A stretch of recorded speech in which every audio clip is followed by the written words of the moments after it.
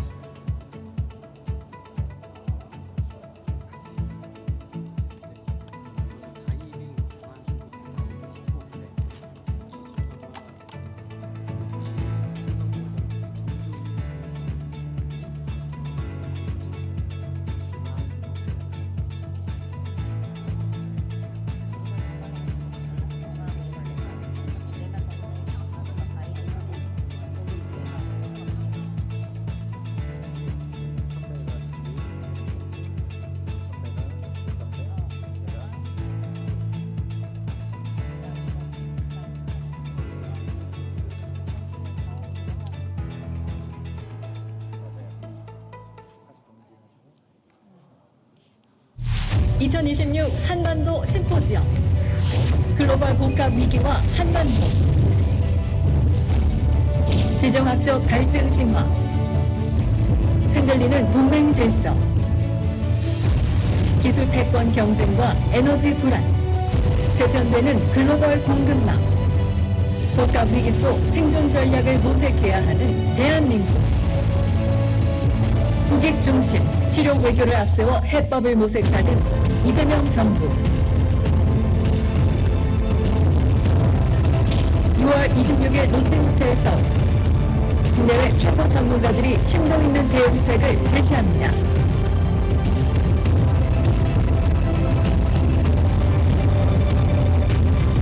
(2026) 한반도 심포지엄 이번 심포지엄은 온라인으로 생중계됩니다.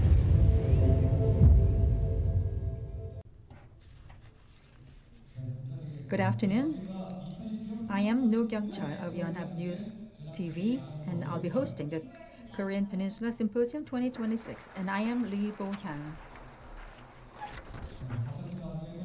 We sincerely welcome all the distinguished guests, both domestic and international, who have taken their precious time out of your busy schedules to attend Korean Peninsula Symposium 2026, jointly hosted by Yonhap News Agency. The Yonhap News Agency is the nation's leading news agency.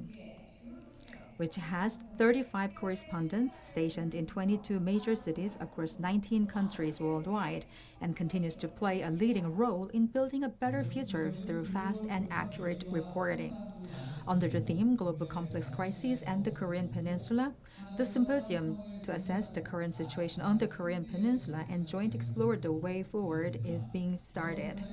This event will feature simultaneous interpretation in Korean and English. Please use the receivers if needed. With that, let us now begin Korean Peninsula Symposium 2026.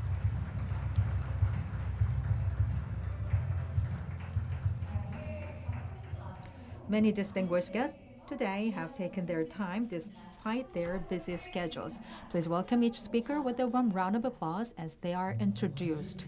Please take a look at the screen here. We have National Assembly Speaker Cho Jung-sik, who has graced us with his presence.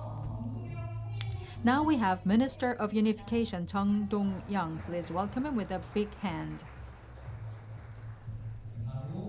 Next, Mr. Han Byung-do, acting leader of the Democratic Party of Korea, is here with us. Representative Jang Dong-hyuk, leader of the People Power Party, is joining us. Mayor Oh Se-hoon of Seoul Metropolitan Government is with us today. Mr. Song Gi-hong, Senior Secretary for Public Relations and Communications for the Blue House, is here with us. First Vice Minister Kim Young-soo of Culture, Sports and Tourism is here. Chairman Choi Jin-sik of the Korea Federation of Medium-Sized Enterprises is now with us today. Chairman Jo Yong-byung of the Korean Federation of Banks is in attendance. Moving on, Chairman Hwang Sung-yeop of the Korea Financial Investment Association is in attendance. President Kim Chol-ju of the Life Insurance Association has joined us. Chairman Lee Byung-lee of the General Insurance Association of Korea is with us today. Chairman Lee Dong-chul of Credit Finance Association is joining in this event. Chairman Lee In-ho of the Korean International Trade Association is here with us. Chairman Jin Ok-dong of Shinhan Financial Group is joining us. Chairman Im Jong-young of Uri Financial Group is now with us today. Vice Chairman Jung Kyu-il of the Korea Exchange is also joining us.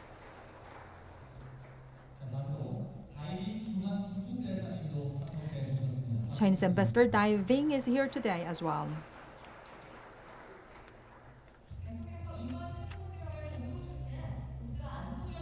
President Kim Sung-bae of the INSS Institute for National Security Strategy, which co-hosted this symposium, is gracing us. Finally, President and CEO of Yonhap News Agency, Mr. Hwang Tae-il, is here with us, organizer of this event. In addition, many other distinguished guests who spared no effort or support for this event are gracing this occasion with their presence.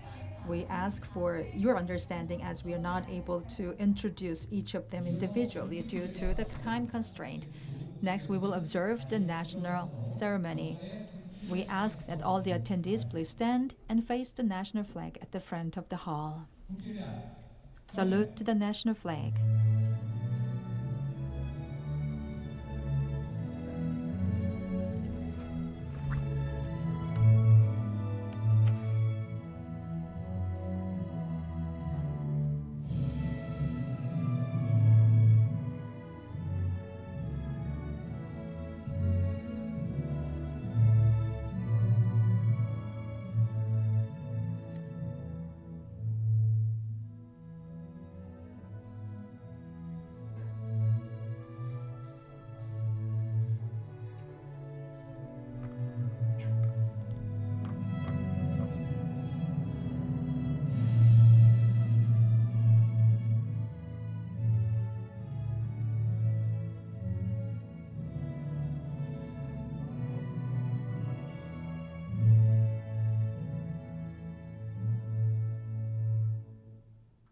right away.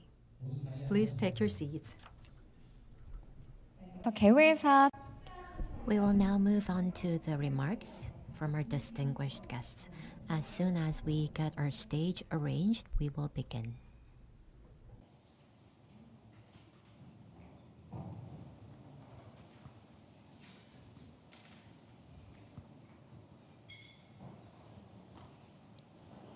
자, 그럼 이번에는 We will now hear the opening remarks of Hwang Dae-il, President and CEO of Yonhap News Agency. Please welcome him with a warm round of applause.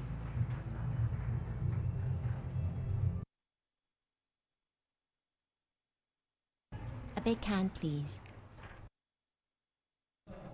Good afternoon. I'm Hwang Dae-il, President and CEO of Yonhap News Agency. Let me extend my sincere gratitude to the distinguished guests joining us today for the 2026 Korean Peninsula Symposium, jointly hosted by Yonhap News Agency, the Ministry of Unification, and the Institute for National Security Strategy, as well as the Yonhap Northeast Asia Center. I would like to also thank National Assembly Speaker Jo Jung-sik and leaders from government, business, and the political arena for honoring us with their presence. My special thanks also goes to President Lee Jae-myung of the Republic of Korea for graciously sending a congratulatory message despite his exceptionally busy schedule. Now in its 12th year, the symposium has served as a forum for examining rapidly evolving international developments and exploring new pathways forward for Korea. This year's symposium is especially meaningful as Minister of Unification Chung Dong-young will deliver the keynote address, adding further depth and significance to today's discussions. At last year's symposium, we examined Korea's strategy against a new political and diplomatic environment shaped by the inauguration of the Lee Jae-myung administration and the second Trump administration. Today, in 2026, both the Korean Peninsula and the international community face challenges that are even more complex and formidable than before.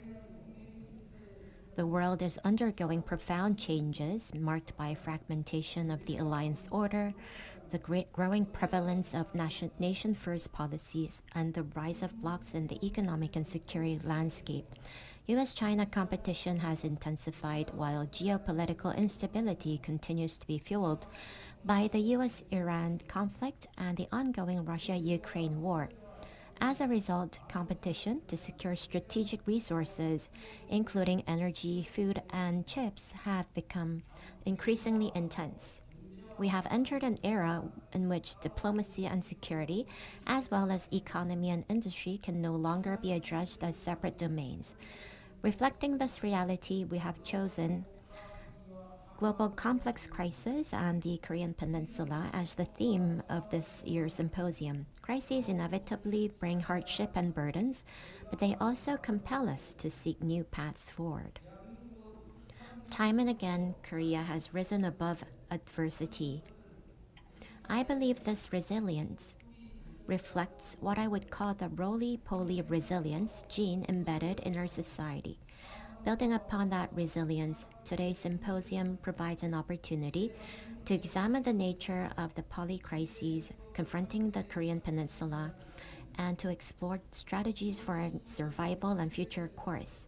In the first session, we will examine the strategies of major powers amid the deepening fragmentation of the alliance order. The second session will explore a roadmap for Korea's survival that encompasses both economic security and national security. With leading experts from both Korea and abroad joining us today, I'm confident that we will have thoughtful and insightful discussions that offer practical recommendations for the future of the Korean Peninsula while providing a clear-eyed assessment of international order. As the nation's news agency, Yonhap News Agency will continue to fulfill its responsibility by providing accurate information and balanced perspectives and in-depth analysis documenting the present of Korean Peninsula while helping to illuminate a future. I hope today's discussion will provide valuable inspiration for the government's foreign and security policies and serve as a meaningful foundation for Korea as it moves beyond today's complex challenges and toward a stronger, resilient future. Lastly, I would like to express my appreciation to all of you for taking the time to join us today. I wish each and every one of you continued success and good health. Thank you. 네, Thank you very much, President Hwang Dae-il of Yonhap News Agency, for giving us the opening of Korea Symposium 2026. Once again, please give him a big hand. Moving on, we will hear the congratulatory remark by President Lee Jae-myung. President's message will be read by Mr. Sung Ki-hong, Senior Secretary for Public Relations and Communications for the Presidential Office. Please welcome him with a big round of applause.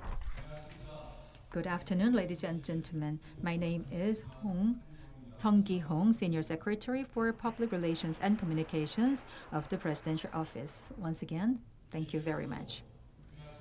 Personally, I have been involved in more than 30 years in a company that I am visiting once again today. It is a great honor to be back here. And also, this was the very first event that I joined as the Secretary General for the Public Relations and Communications for the Presidential Office. I really believe that we are going to play a pivotal role for the discourse of our community. Let me now read the presidential message. I would like to extend my sincere congratulations on the hosting of Korean Peninsula Symposium 2026. My deepest appreciation goes to President and CEO Hwang Dae-il of Yonhap News Agency and the organizers for preparing this wonderful event, and also the distinguished guests. The world today is facing a complex crisis in multiple layers across various fronts. Geopolitical conflicts, including the war in the Middle East, the restructuring of global supply chains, and the fierce competition for technological hegemony are unfolding simultaneously, amplifying the uncertainty in the international community. Amidst this backdrop, now is the time for proactive measures to seize the opportunity and lay the groundwork. The government seeks to find solutions through strategic thinking responsive to global situations and a pragmatic diplomacy centered on national interests, while adapting nimbly to the trends of the times. While strengthening trilateral cooperation among Korea, the U.S., and Japan, we will uphold the principles of mutual respect and expanded cooperation. As a responsible member of the international community, we will actively participate in efforts to promote global peace and prosperity. Through massive investment and support for high-tech industries, we will leap forward to become an industrial powerhouse that leads the future. We will spare no efforts to secure the growth engines needed to lead the global market and thrive growth for all. I hope you will join forces with us to wisely overcome the current crisis and build a happy Republic of Korea for all. Once again, I offer my warmest congratulations on the hosting of 12th Korean Peninsula Symposium. I look forward to the wisdom and insights shared today, acting as a vital foundation for peace and prosperity of Korea. I wish all the attendees good health and happiness. Thank you very much. June 26, 2026, President of the Republic of Korea, Lee Jae-myung. 무슨 와중에 We would like to thank President Lee for taking the time out of his busy schedule to send a congratulatory message. And let's extend a big round of applause to Senior Secretary Mr. Sung, who read the message on the President's behalf. Next, we will hear a congratulatory address from the National Assembly Speaker, Cho Jung-sik. A big round of applause, please.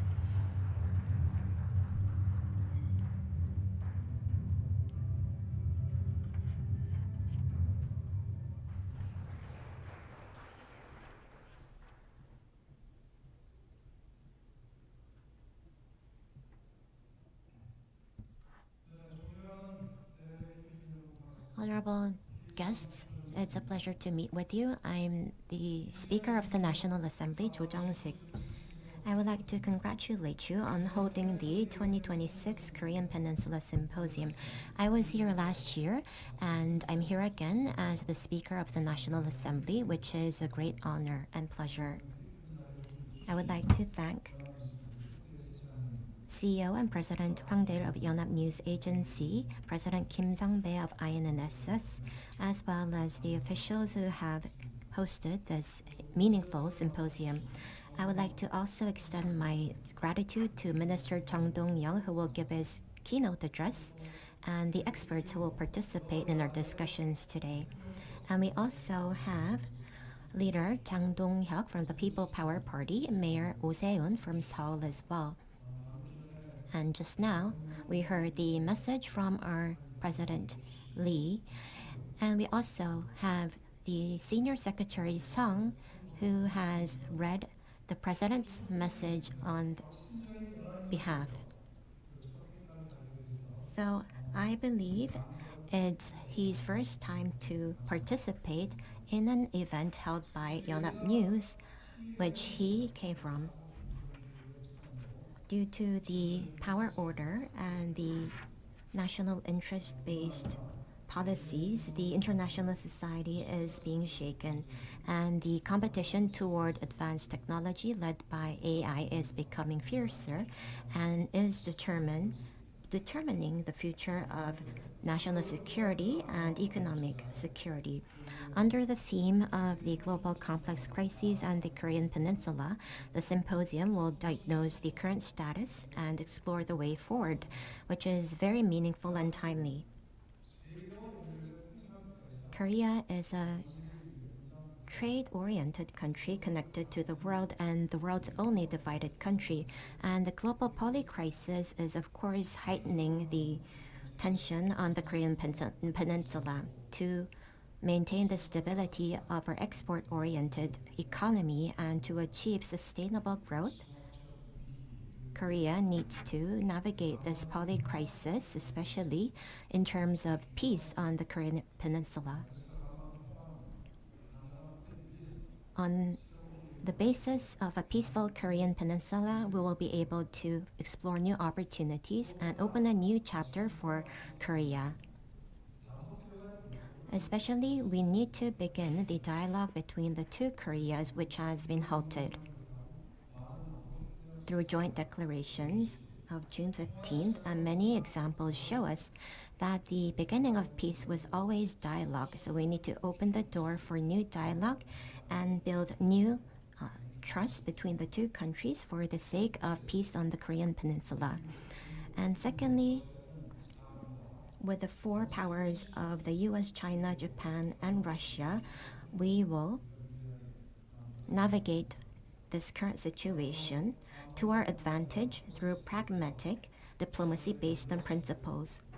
And for the peace process on the Korean Peninsula, we need to induce support from the international society, and as peace on the Korean Peninsula is essential for global peace, we need to work with our allies to gain their diplomatic support. And we also need to strengthen our self-reliance as national defense in order to support peace. Peace that comes from no conflicts is the best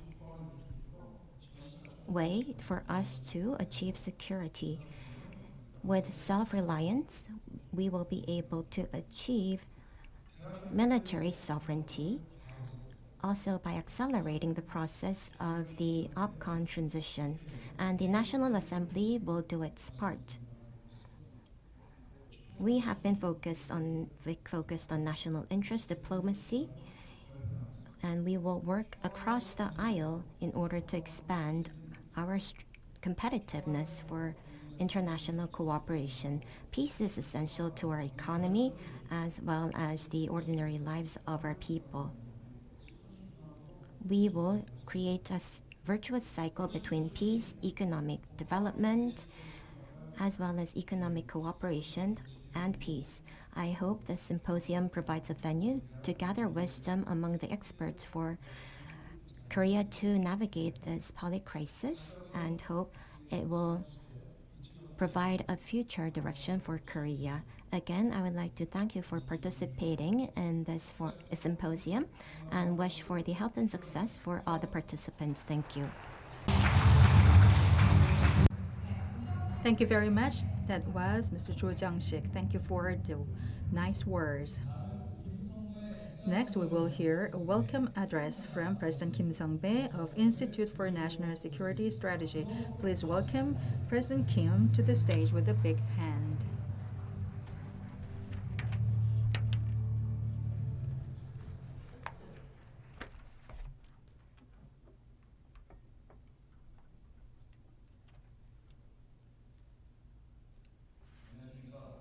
Good afternoon. My name is Kim Sung-bae, President of the Institute for National Security Strategy. Honorable National Assembly Speaker Cho Jiang-shik, Democratic Party of Korea leader Han Byung-do, and the People Power Party leader Chang Dong-hyuk, who are here representing ruling and opposition parties.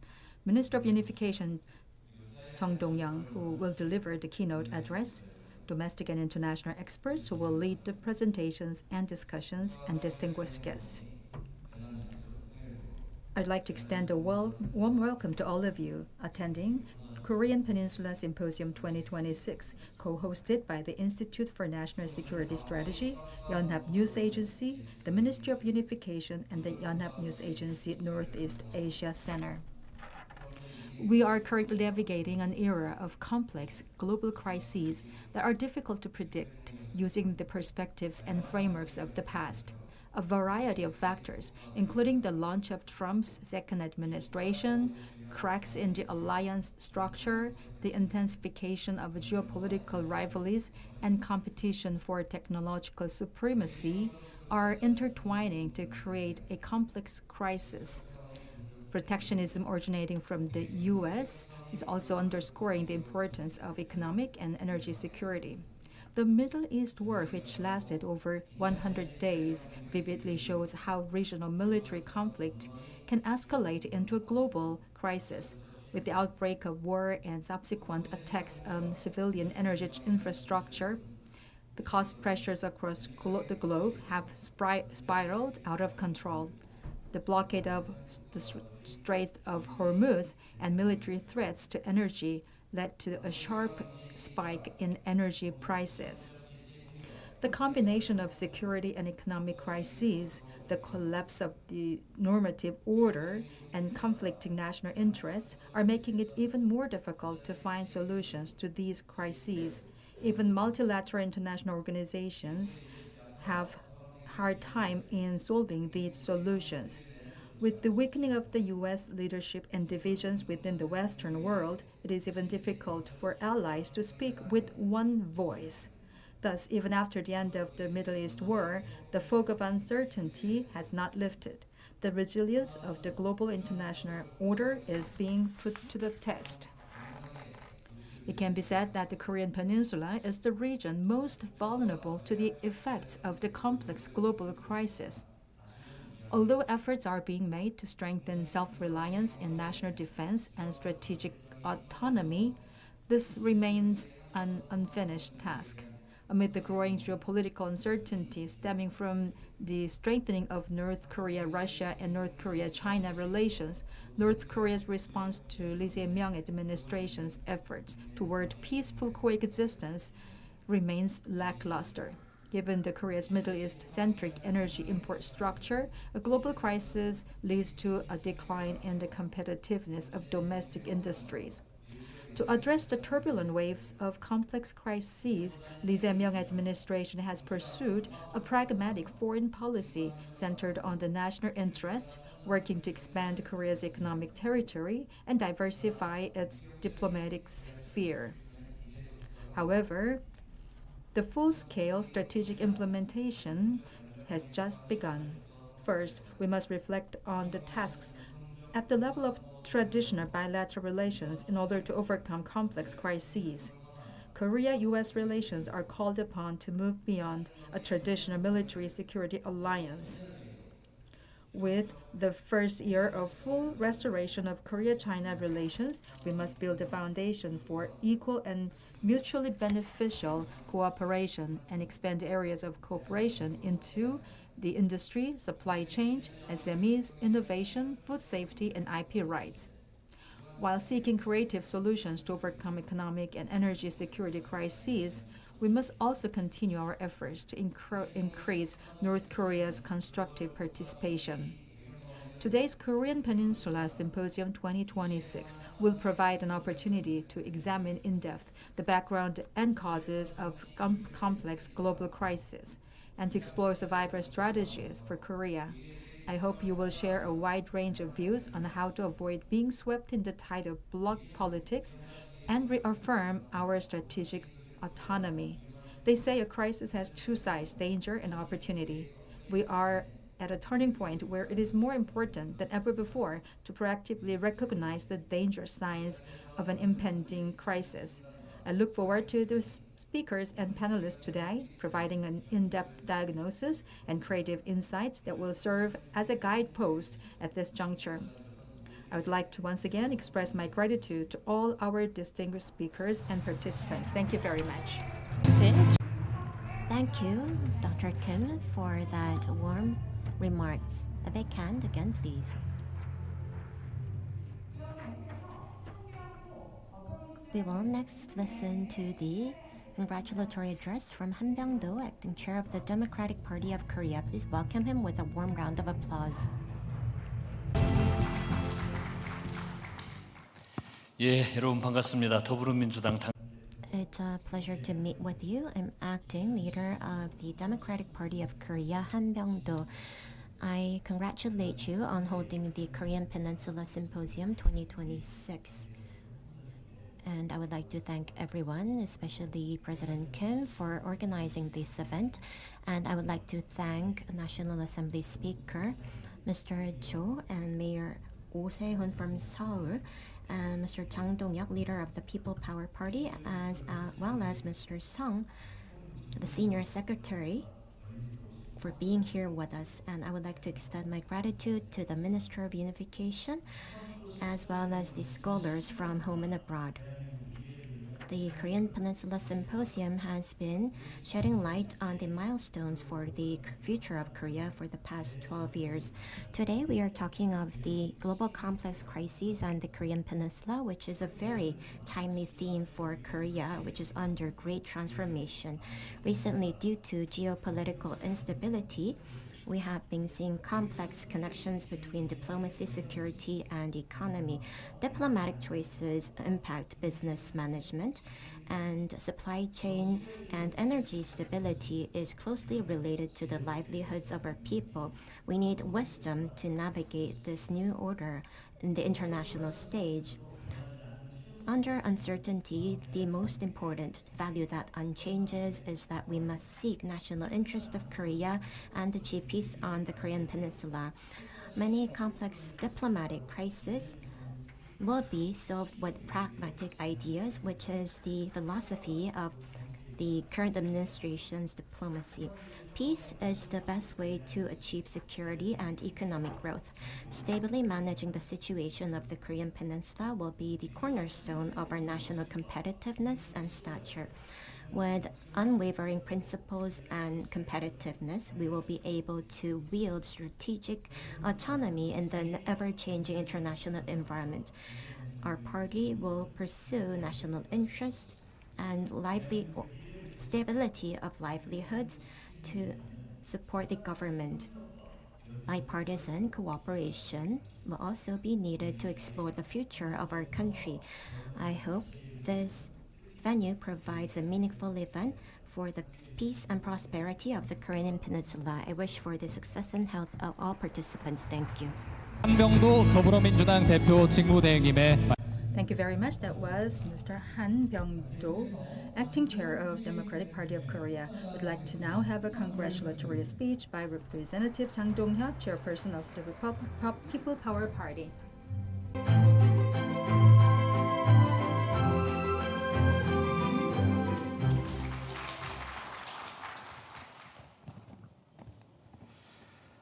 반갑습니다.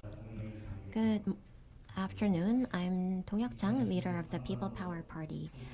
I would like to extend my congratulations for the opening of the 2026 Korean Peninsula Symposium.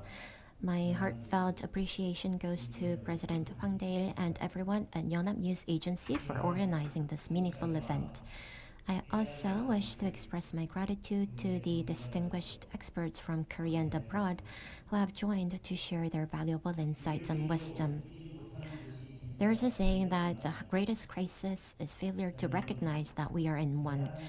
As I look at the current situation of the Republic of Korea, I find those words especially relevant. Are we really feeling the crisis?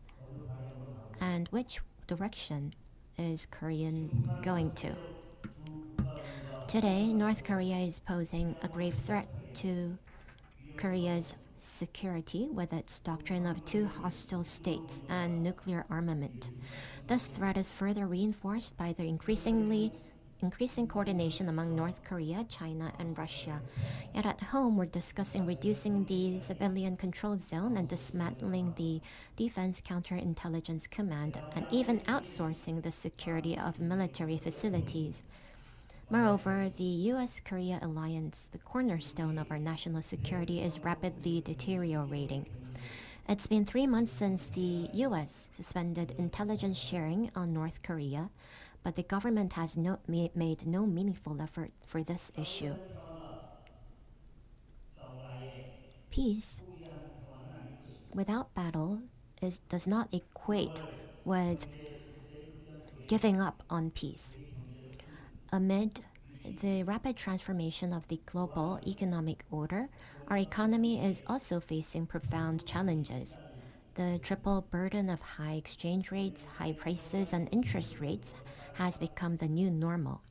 Youth employment has fallen to its lowest since the COVID pandemic, creating what is effectively an employment cliff. While the semiconductor industry continues to support the economy, most of our key industries are rapidly losing their competitiveness. For the first time, the number of self-employed closures has exceeded 1 million. To overcome these challenges, politics must fulfill its proper role.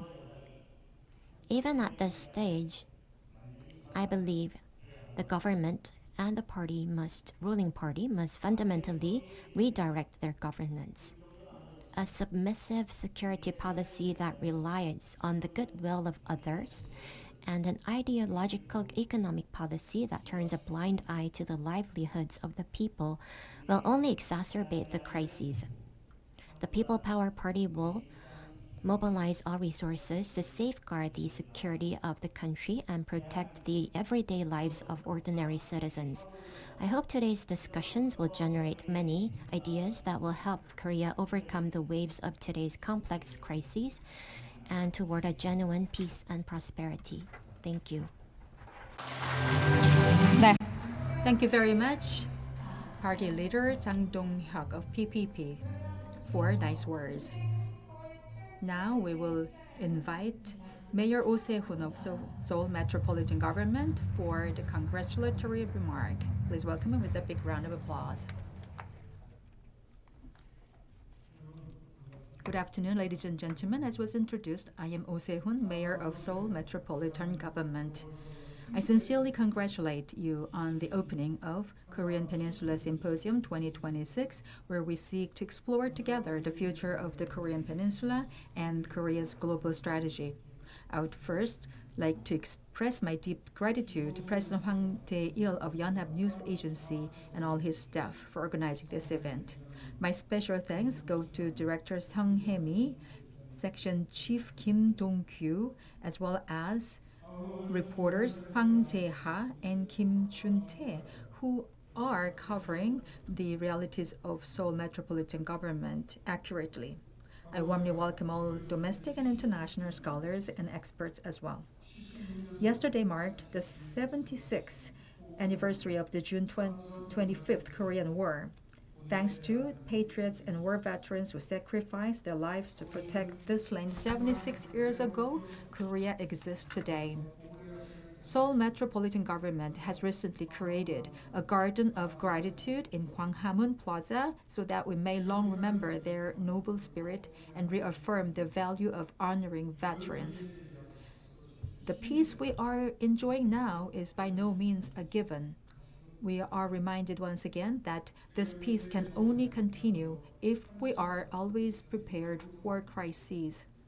The current global situation is truly one where it is difficult to predict even a single step forward. Geopolitical conflicts are deepening, and competition over AI technology and supply chains is accelerating. The security environment surrounding Korea is more serious. At the recent G7 summit, a joint statement calling for North Korea's denuclearization was adopted, yet tensions persist. Moreover, the recent Iran war and the Hormuz Strait blockade crisis have immediately impacted our people's livelihoods. For a nation highly dependent on energy imports, global crises are no longer someone else's problem. Global complex crisis is an issue that Korea is really related for its survival and prosperity. At times like these, the Seoul, capital of Korea, must prepare and respond even more thoroughly. Seoul has been strengthening its practical security response capabilities. We have been advancing integrated urban defense systems to respond to new forms of security threats, such as drones, EMPs, and nuclear threats, and have consistently worked hard to establish nuclear and missile protection systems. Going forward, we will work closely with relevant agencies to build comprehensive city security system and create a Seoul where citizens can live with peace of mind. Amid the ongoing global supply chain restructuring and competition, Seoul must take the lead in creating Korea's future growth engines. Now, cutting-edge technologies such as AI, BT, and robotics are themselves national competitiveness and security itself. Centered on Magok, DMC, and G-Valley, we will nurture a deep tech industrial ecosystem and create an attractive global city where excellent talent can gather. I believe the revising national-level security strategies is now an urgent task.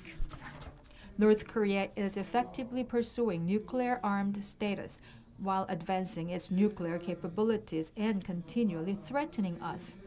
To respond to this, we must also elevate our defense industry to world-class standards and secure nuclear deterrence potential, such as nuclear fuel reprocessing and uranium enrichment, like Japan. Now we must truly begin realistic and forward-looking discussions. Ladies and gentlemen, we are now in an era of great transformation where everything is changing rapidly. However, crisis has always opened the doors for new opportunities for those who are prepared. Seoul will also prepare ahead of time, continually innovate, and transform the current crisis into an opportunity. I hope today's gathering will serve as a meaningful forum where we can pool wisdom for Korea's global crisis response strategy and the future of the Korean Peninsula. Once again, I congratulate you on this symposium and wish all of you health and success. Thank you very much. 네, 좋은 Please give another big round of applause to Mayor Oh for his inspiring remarks. With this, we will now conclude the opening ceremony of the Korean Peninsula Symposium 2026. I would like to thank all the distinguished guests here with us today, as well as to everyone joining us online. We will now take a short break and we'll proceed with a keynote address by Minister Jung of the Unification, and followed by video messages from Representatives Young Kim, Chair of the U.S. House Foreign Affairs Committees, and Representative Ami Bera.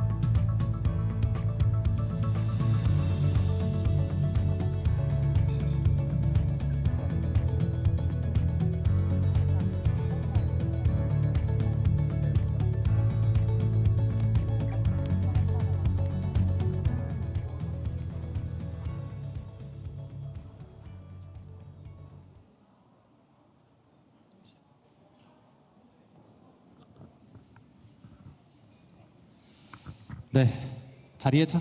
Ladies and gentlemen, I'd like to ask you to take your seats. We'd like to now have the keynote speech by Minister of Unification Chung Dong-young. Please give him a big hand while he is approaching the podium.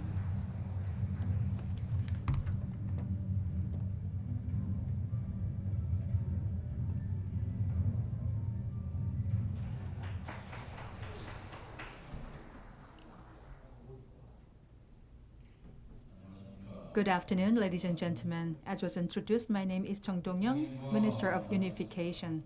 I'd like to extend my warmest congratulations to Peninsula Symposium, which has been the 10th year of being jointly held by Yonhap News Agency and INSS.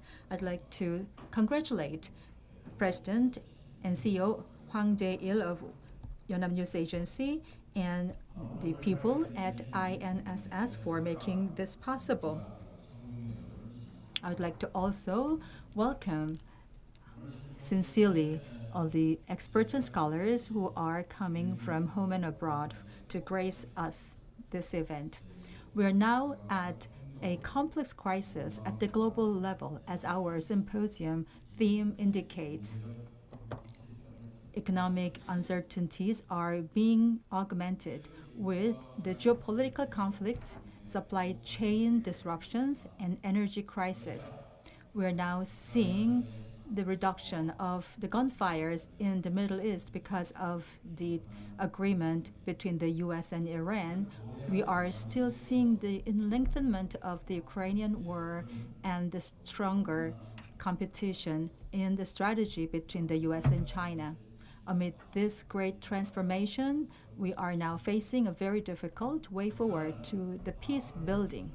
It has been 7 years since we have the dialogue between North and South Korea. We have not been going anywhere.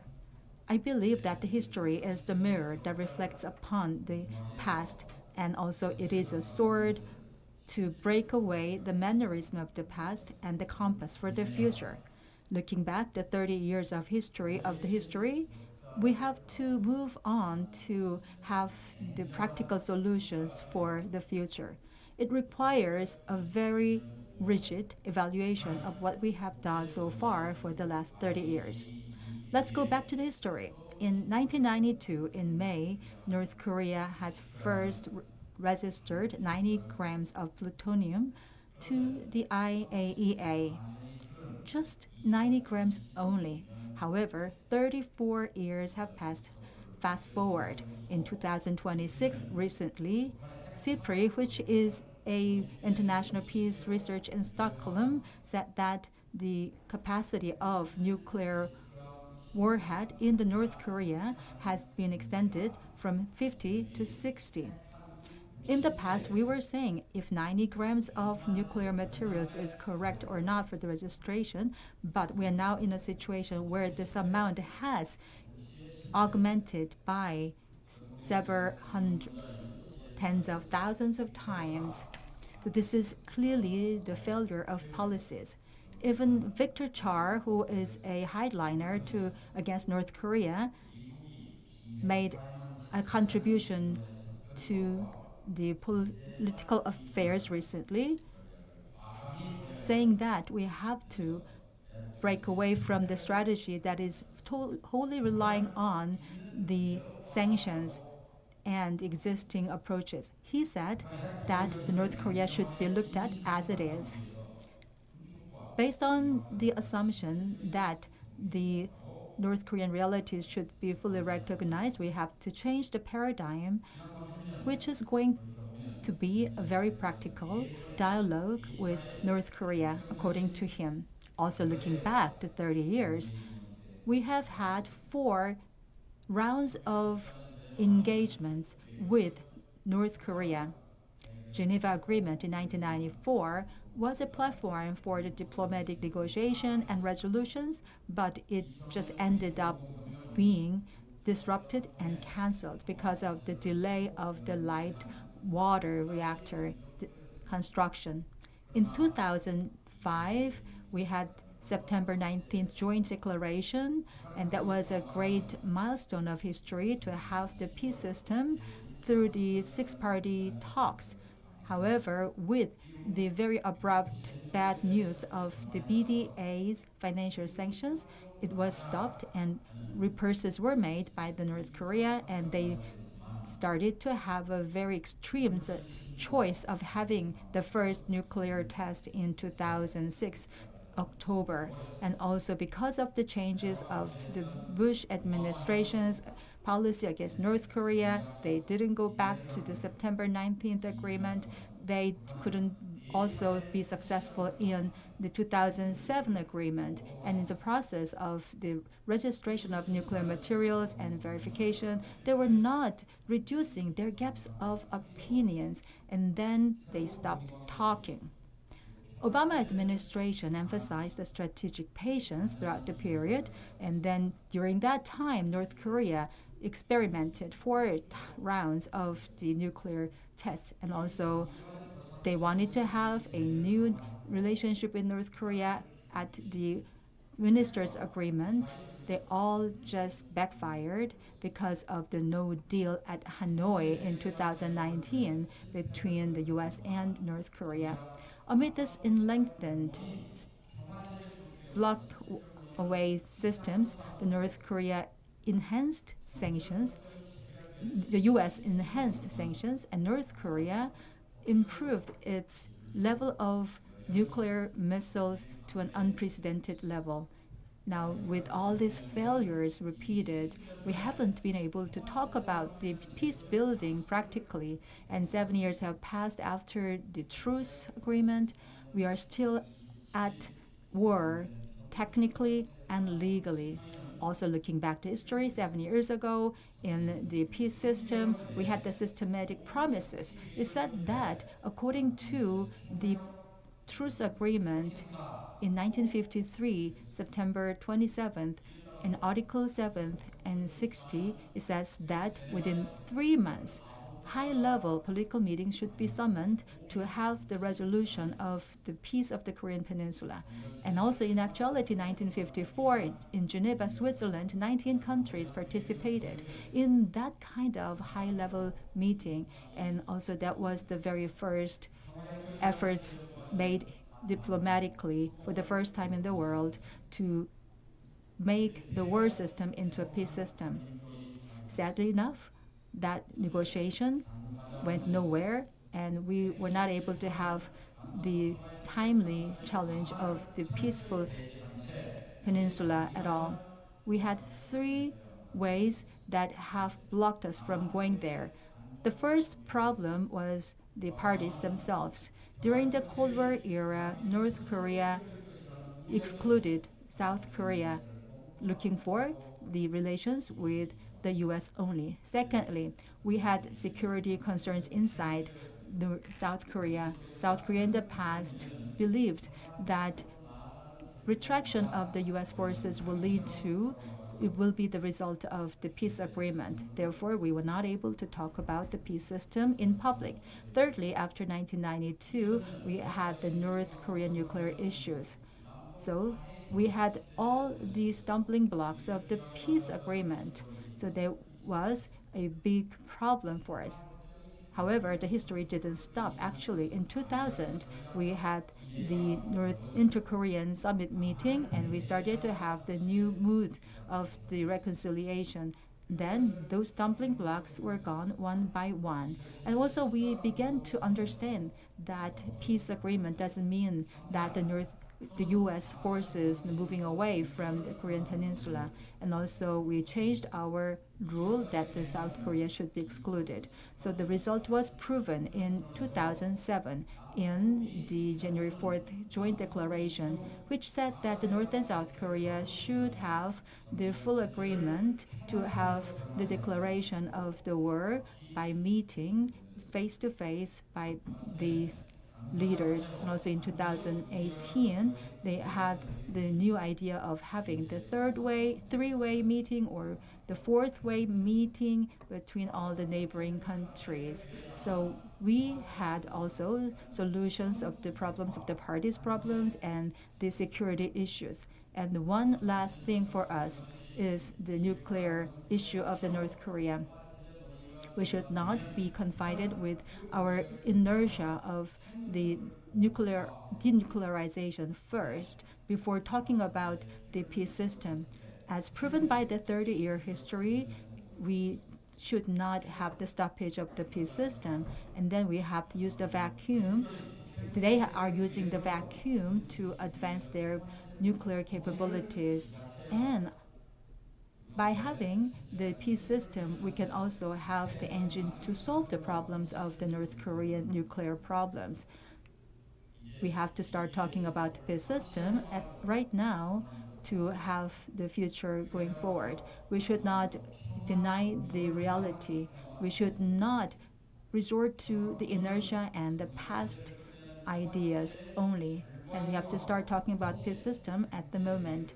And we also have to have the solutions by having the transformation of the ideas and thinking. And this is the very first entrance to go through to have the peaceful Korean Peninsula. The step-by-step process of the peaceful coexistence and denuclearization is best exemplified in the stoppage in the first phase, reduction in the second phase, and denuclearization in the third phase. And China has also approved this kind of practical path forward. President Lee Jae-myung also explained this to President Trump, getting the consensus and also agreement.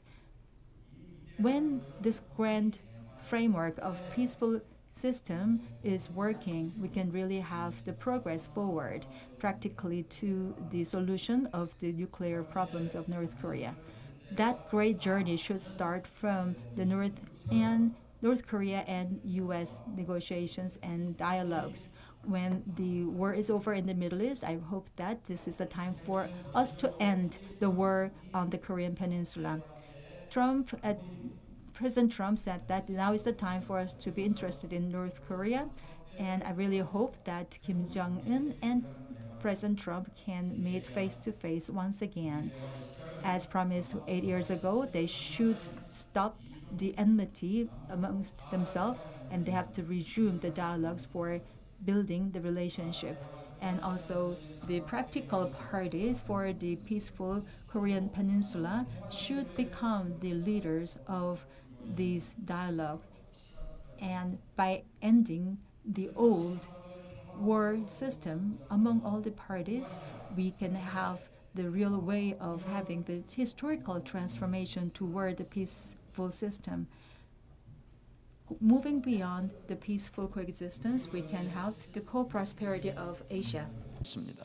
Yesterday was the 76th anniversary of the Korean War. Countless people sacrificed their lives due to war, and the separated families have suffered from decades of unhealed scar and were still on the line of tension and anxiety. The Korean War was the national tragedy, because we failed to respond actively to the cold situation of international order. We should not repeat that strategy and use the past as a mirror to move toward the peace regime, a new paradigm. The most urgent thing for us is to end the war and to build a peace regime, and we need to start that dialogue right away. And in the long run, it will be the fastest way and the clearest ways to realize a nuclearless Korean Peninsula. With your support, we will be able to gather wisdom toward the pathway for peace. Thank you. 네, 특히 Thank you very much for the meaningful keynote address. Please give him a big hand once again to Minister Chung Dong-young.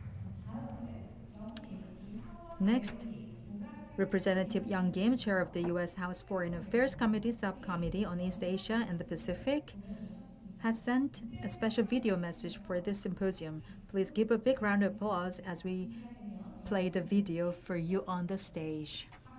Please give a big hand, please.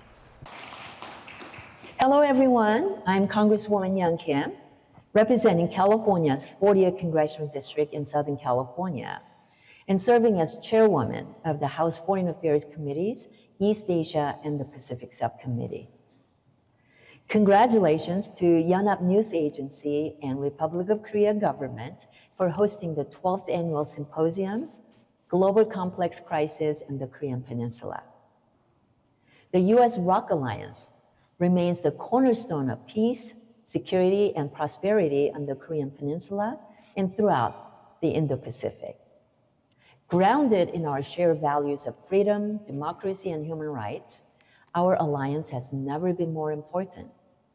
Last September, the world watched as Xi Jinping, Kim Jong-un, Vladimir Putin, and other authoritarian leaders stood shoulder to shoulder at a massive military parade in Beijing. This is a stark public display of unity among our most determined adversaries. That image should serve as a wake-up call. Over the decades, these regimes have grown closer, deepening cooperation across military, economic, technological, and diplomatic fronts in ways that directly threaten American interests and the free world. North Korea is more emboldened than ever by its mutual defense treaty with Russia, as Kim Jong-un expands his nuclear arsenal at the expense of his people's well-being and stability on the Korean Peninsula. Xi Jinping was in North Korea last week to reaffirm his commitment to deepening that partnership.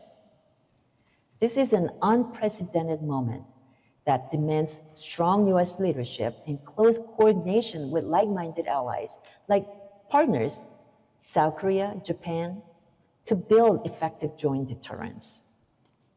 When it comes to the Korean Peninsula, we must also never lose sight of the North Korean people, who continue to suffer under one of the world's most repressive regimes. Advancing human rights and promoting security on the Korean Peninsula must go together. I'm proud to lead the North Korean Human Rights Reauthorization Act to support North Korean defectors and people who continue to suffer under the cruel Kim Jong-un regime, as well as to counter North Korea's propaganda and censorship. I look forward to continuing to engage with my South Korean counterparts to address this fundamental issue. I'm also a big proponent of boosting cooperation between the United States, South Korea, and Japan. Facing North Korea's threats and other shared challenges, our trilateral partnership has become one of the most important strategic relationships in the Indo-Pacific. Through stronger defense cooperation, intelligence sharing, economic coordination, and people-to-people ties, our three democracies are helping strengthen regional security and stability. As chairwoman of the House Foreign Affairs Subcommittee on East Asia and the Pacific, I have also prioritized advancing economic security for the United States and our allies. Earlier this month, my Bipartisan Dominance Act passed the U.S. House of Representatives, bringing it one step closer to becoming law. This bill strengthens resilient critical mineral supply chains for defense, energy, and emerging technologies, and it codifies the Forge Critical Minerals Initiative and is chaired by Republic of Korea through the end of this month. The U.S.-ROK Alliance is 73 years strong and remains one of the strongest, most successful alliances in the world.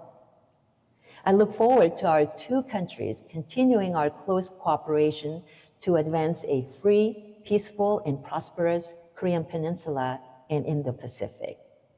Thank you. 네. 좋은 말씀 Please join me once again in giving a round of applause to Representative Young Kim for her kind words. Next, let's watch a message from co-chair Ami Bera of the U.S. House of Representatives Korea Caucus. Please watch the video.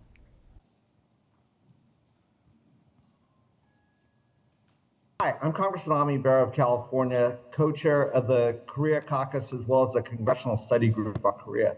I've led many delegations of United States congressmen to visit Korea to talk about the importance of the U.S.-Korea relationship, the alliance, the friendship that goes back over 75 years. This is an important key relationship, not just for the stability of East Asia and the Korean Peninsula, but also for the future of the world. As we look at the technological advances that Korea has made, going from one of the poorest countries in the world 40 years ago to one of the most advanced economies in the world today. It's a leader in semiconductors, technology. We've seen the defense production industry really develop and advance.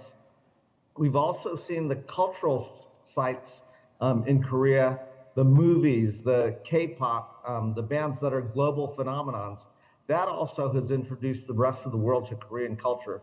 So this is going to be a golden decade for Korea.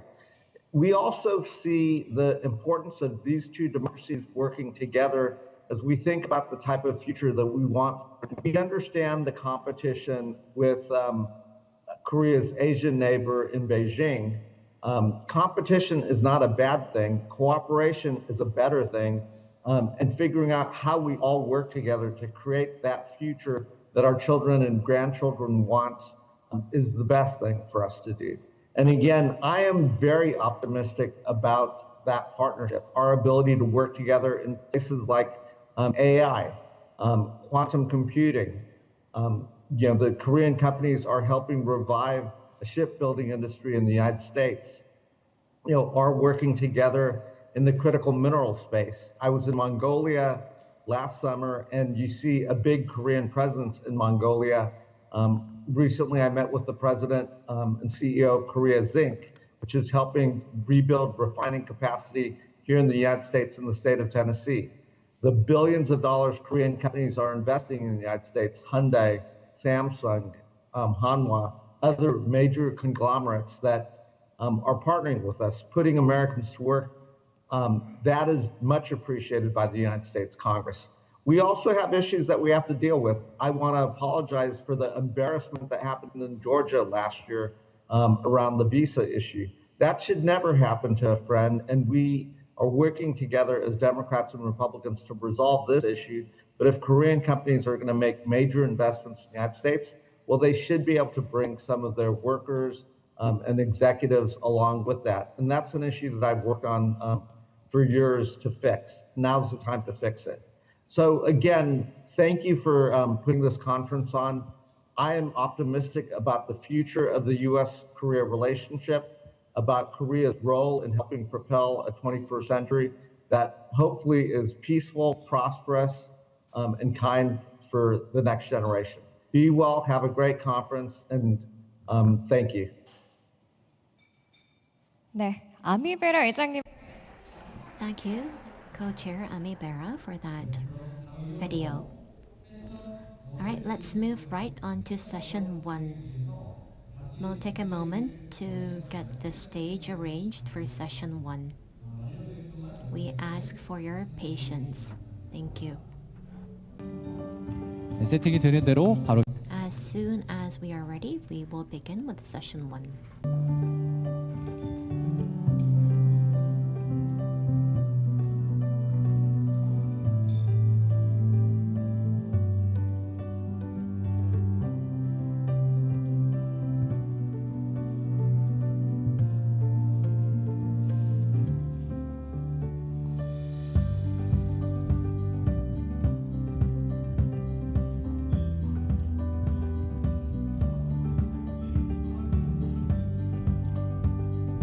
네, 비어있는 앞쪽 테이블 We do have empty seats at the tables in the front.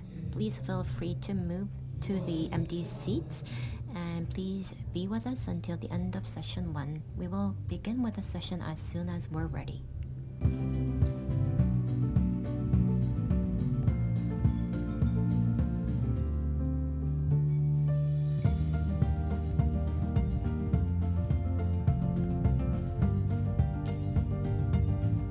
예, 이제 얼추 준비가 So I think we are almost ready. So I think we can move on to session 1, where we'll discuss the topic of cracks in the alliance order, strategic responses of the individual countries.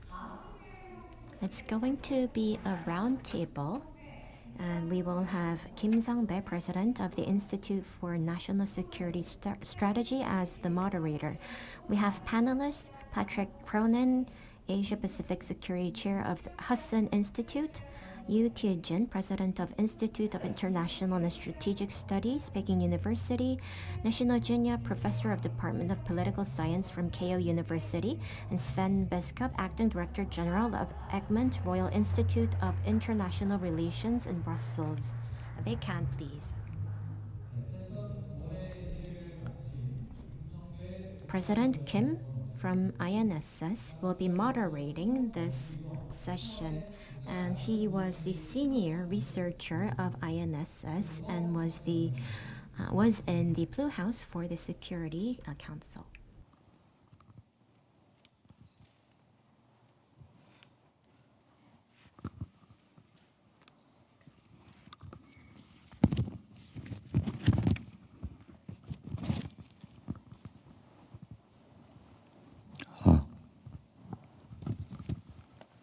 Good afternoon, everyone.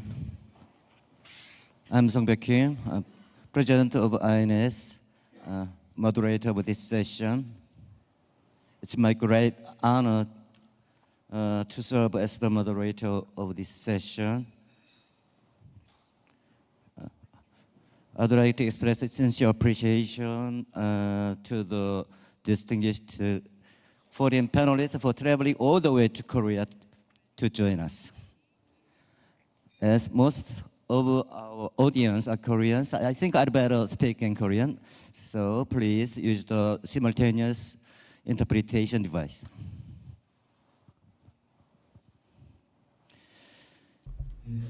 Thank you very much. I'll be speaking in Korean from now on. Our session today is about the cracks of the global alliance order and strategic responses of the individual countries. I'm very much impressed by the composition of our panelists today because they are representing all different spheres of the world.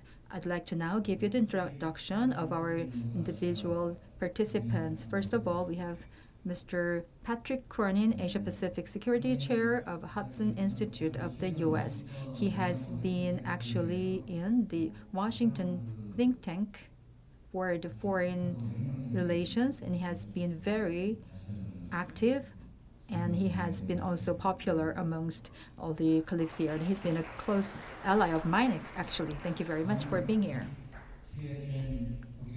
Now we have Professor Yu Tie-jin of Institute of the International Strategic Studies in Peking University. He is well-versed in the international affairs, and we have been meeting first time last year in a conference in Beijing, and I was very much impressed by his in-depth knowledge and insights. So that's why I invited him here today. Thank you for coming here. And then I'll give you now Professor Junya Nishino. It doesn't require any further explanation, actually. He has been one of the most prominent expert in international affairs, and also he is a deep knowledgeable person in the inter-Korean and Japan relations. Also, he has been a friend of mine for the last 20 years.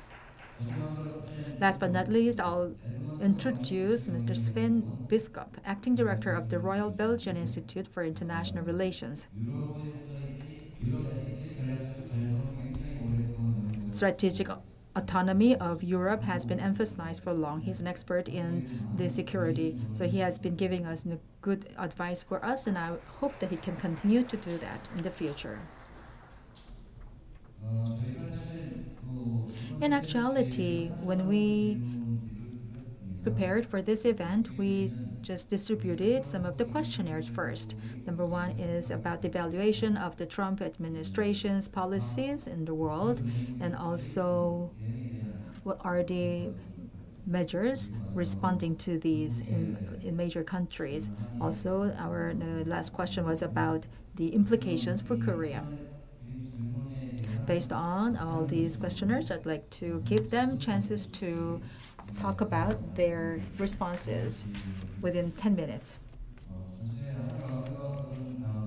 After a round of the presentations by themselves, I'll go back to the common questions and individual questions additionally before closing. So there will be about 5 minutes each. That will just have 60 minutes all planned. If we also have more time to enjoy, we will open the floor for further questions from the participants in the hall here. Let's now start with Mr. Patrick Cronin. President Kim, thank you so much for the invitation. Thank you to Yonhap News and INSS and all the organizers. It's good to see Minister Chung, who I must say, even when we disagree, he's willing to give anybody time to talk honestly and forthrightly about tough issues that we're trying to resolve together. So thank you. As the title of this session says, there are cracks in the alliance order. Indeed, there are cracks, but it's not broken, is what I would say, and it's fixable. It can be amended, it can be strengthened, it can be repaired. Let me make a few brief points in my 10 minutes. I think in general, the United States, and I don't speak for the entire country, but in my view, views the world as under a lot of strain. We don't disagree on this. I think most analysts agree that the complex crises are real. But international order is far from collapsing. And so a second point here is to recognize, first, just from an American point of view, we look inward at the United States as a source of some of this instability, a major source of the disruption in some cases. Even if it's well-intentioned, it's still disruptive. I think the nearly 4-month campaign to deny Iran both nuclear weapons and the means to threaten its neighbors, worthy causes, have proven very costly. I agree with that. And while some view the conflict as fundamentally transforming the Middle East, some for the better, some for the worse, I take the longer view that we're dealing with a complex region that's going to continue to have problems, and we're going to have to manage them. And we need the help of Asian countries and European countries alike to try to work through those tensions. They're not going away.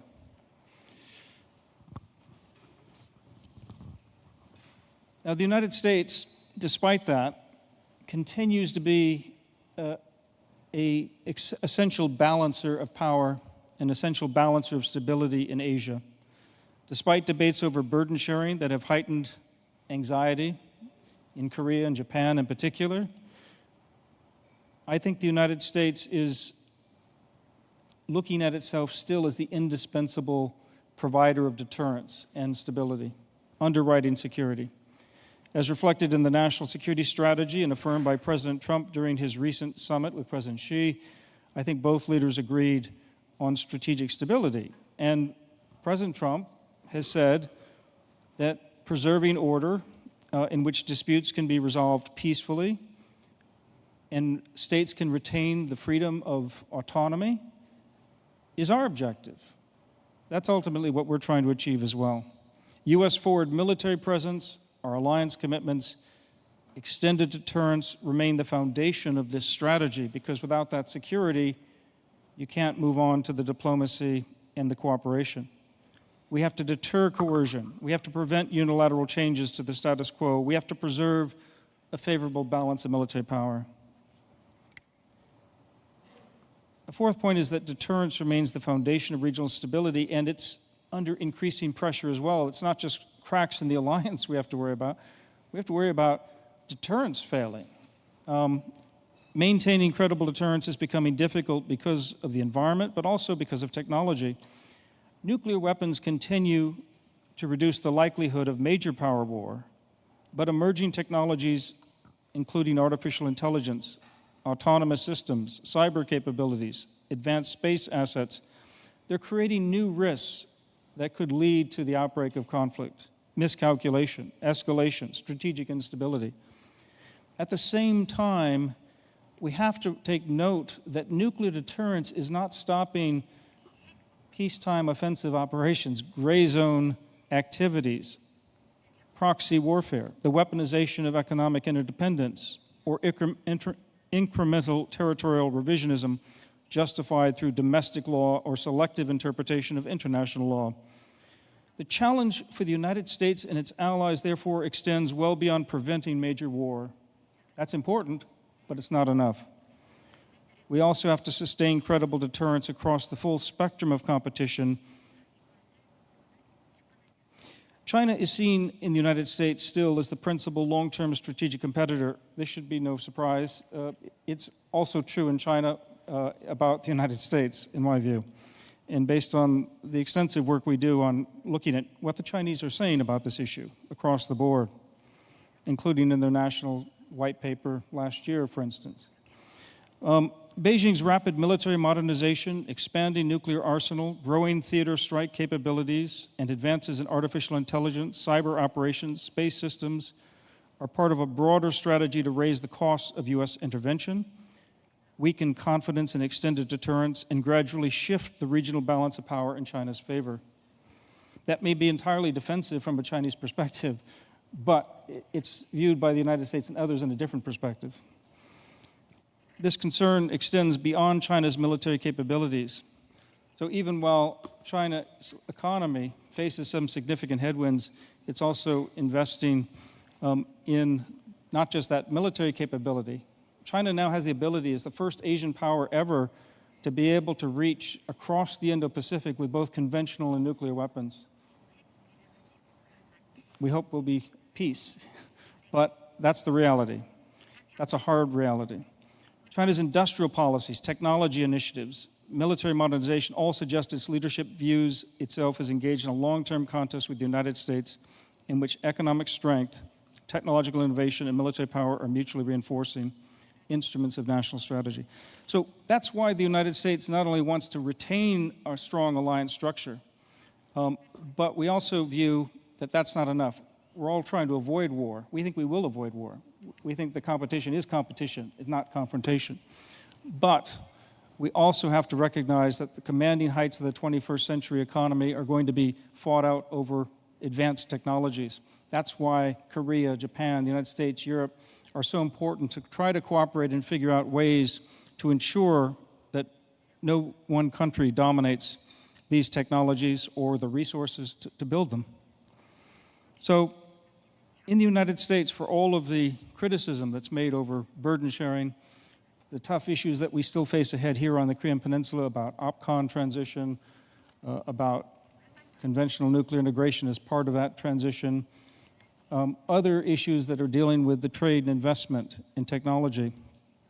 All of these are seen from the perspective that Korea is so successful that you can contribute much more to this competition and to maintaining the peace and the prosperity that will allow us all to benefit.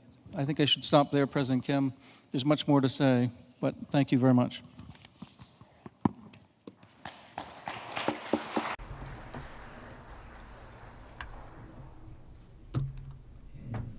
Thank you so much, Mr. Cronin. Mostly, he has been talking about the relations between the U.S. and China, centering around the two keywords of competition and coexistence. And I believe that Professor Wee Tae-jin must have listened to his remarks. I wonder what he would have felt. Well, we would not expect in any details because of his time of presentation is quite short. But having said that, the denuclearization issue, which is the third question we raised, is not easy to be realized in the short term. And that's what I read from his written responses. And I also would like to take additional time for you to raise that third question. So use that time to answer the third question. Now let's move on to Professor Wee Tae-jin.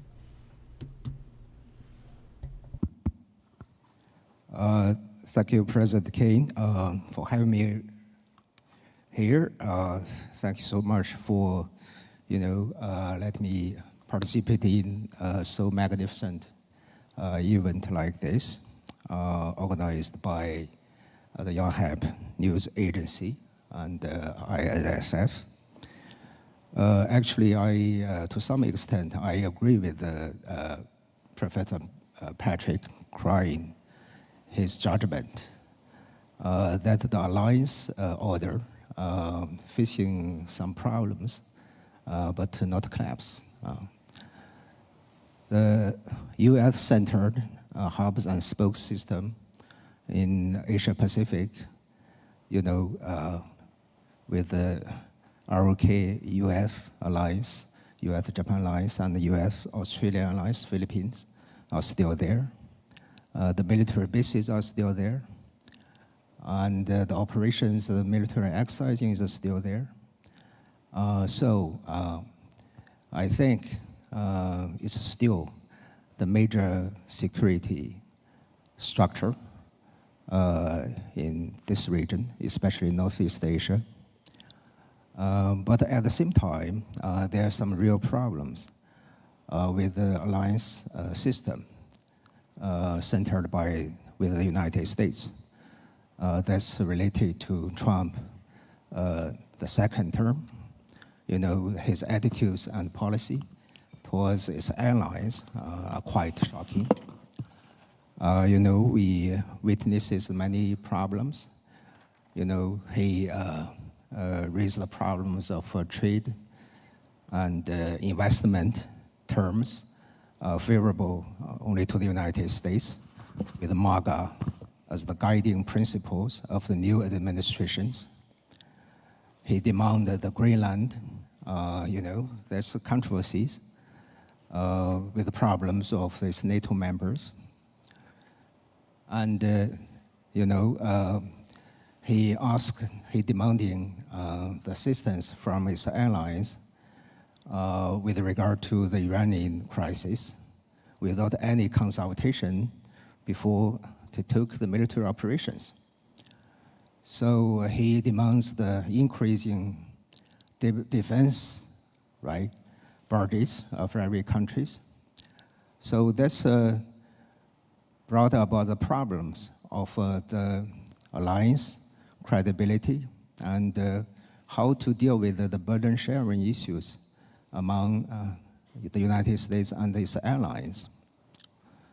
So now I know there are many talks here, and I learned a lot from the remarks in the opening sessions from all our leaders.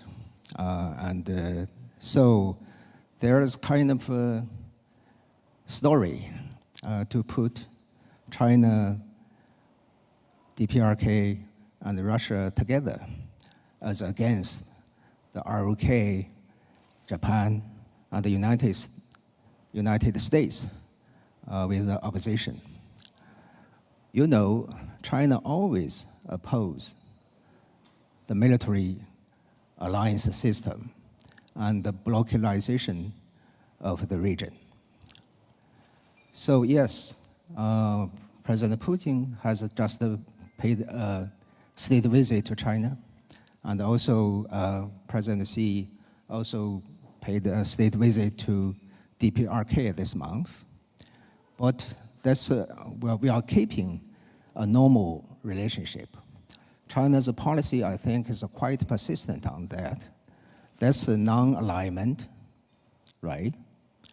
Not targeting on the third party, right?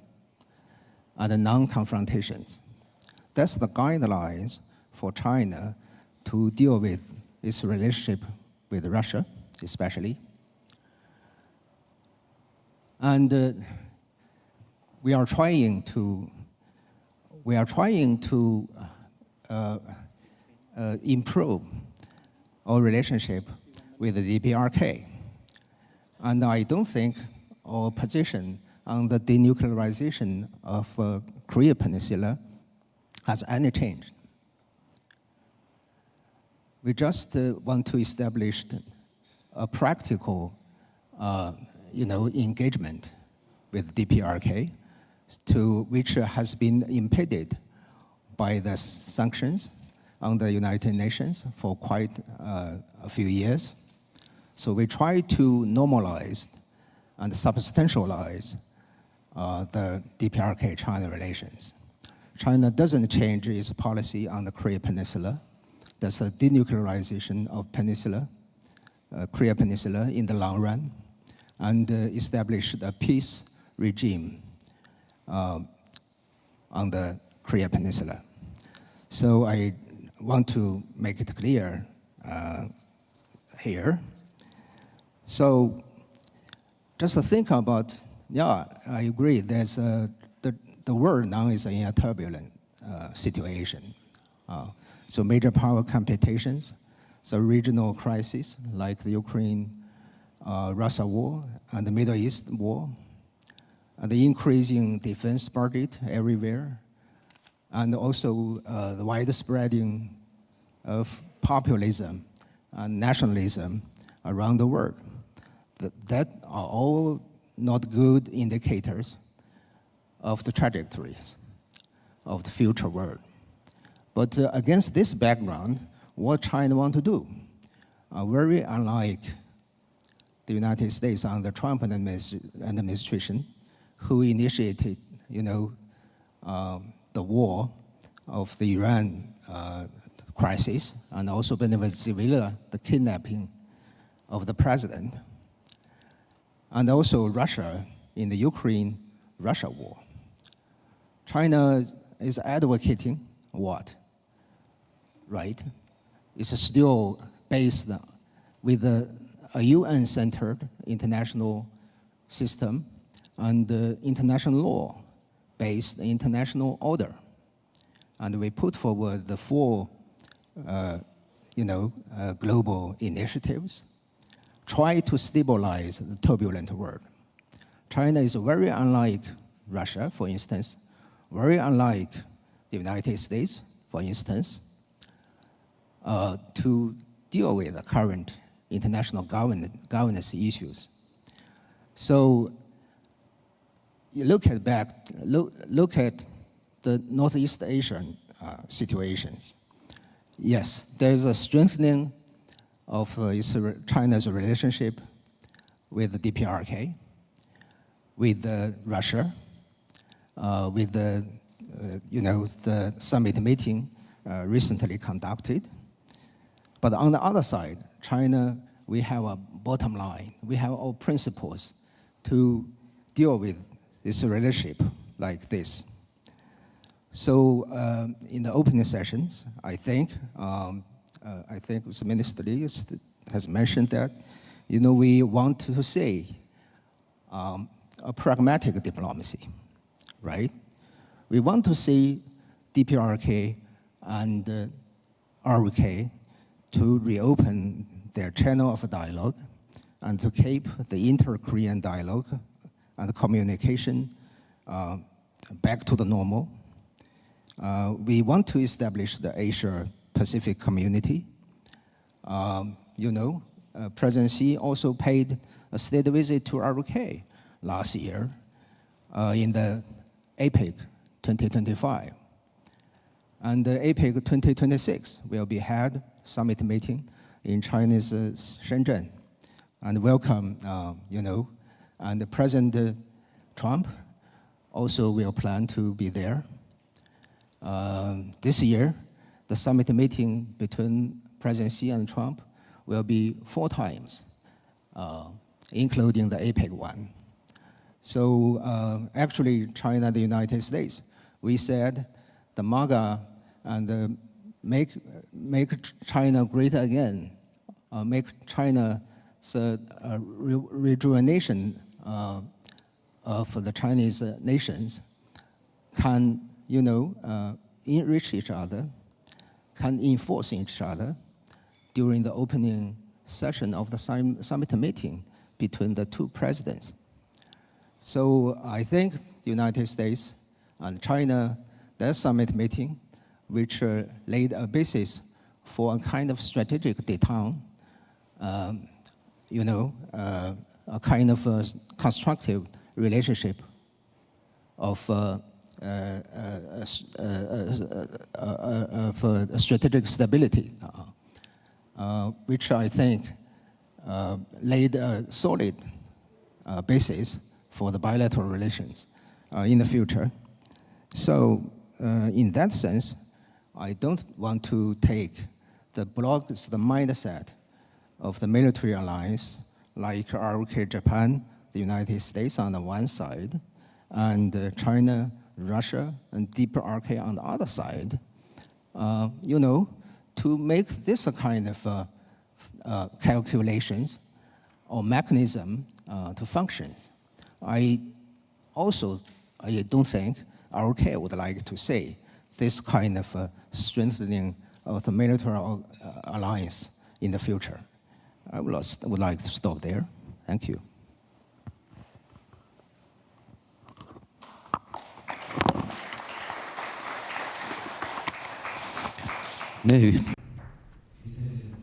Thank you, Professor, for that discussion. During the North Korea-China summit, the issue of denuclearization was not discussed. So there were controversy that China is being silent on the nuclear issue. But still, despite the concern, you mentioned that China's principle against Korean Peninsula's denuclearization has not changed, which was interesting. But we need engagement and communication to resolve the issue. You clearly mentioned, however, the structure of alliance being entrenched to the structure of Korea, US, Japan versus North Korea is something that China opposes, you mentioned. And the transformation of Asia into something like NATO is something I would like to ask more questions further later on. Next, we'll listen to Professor Nishino Junya.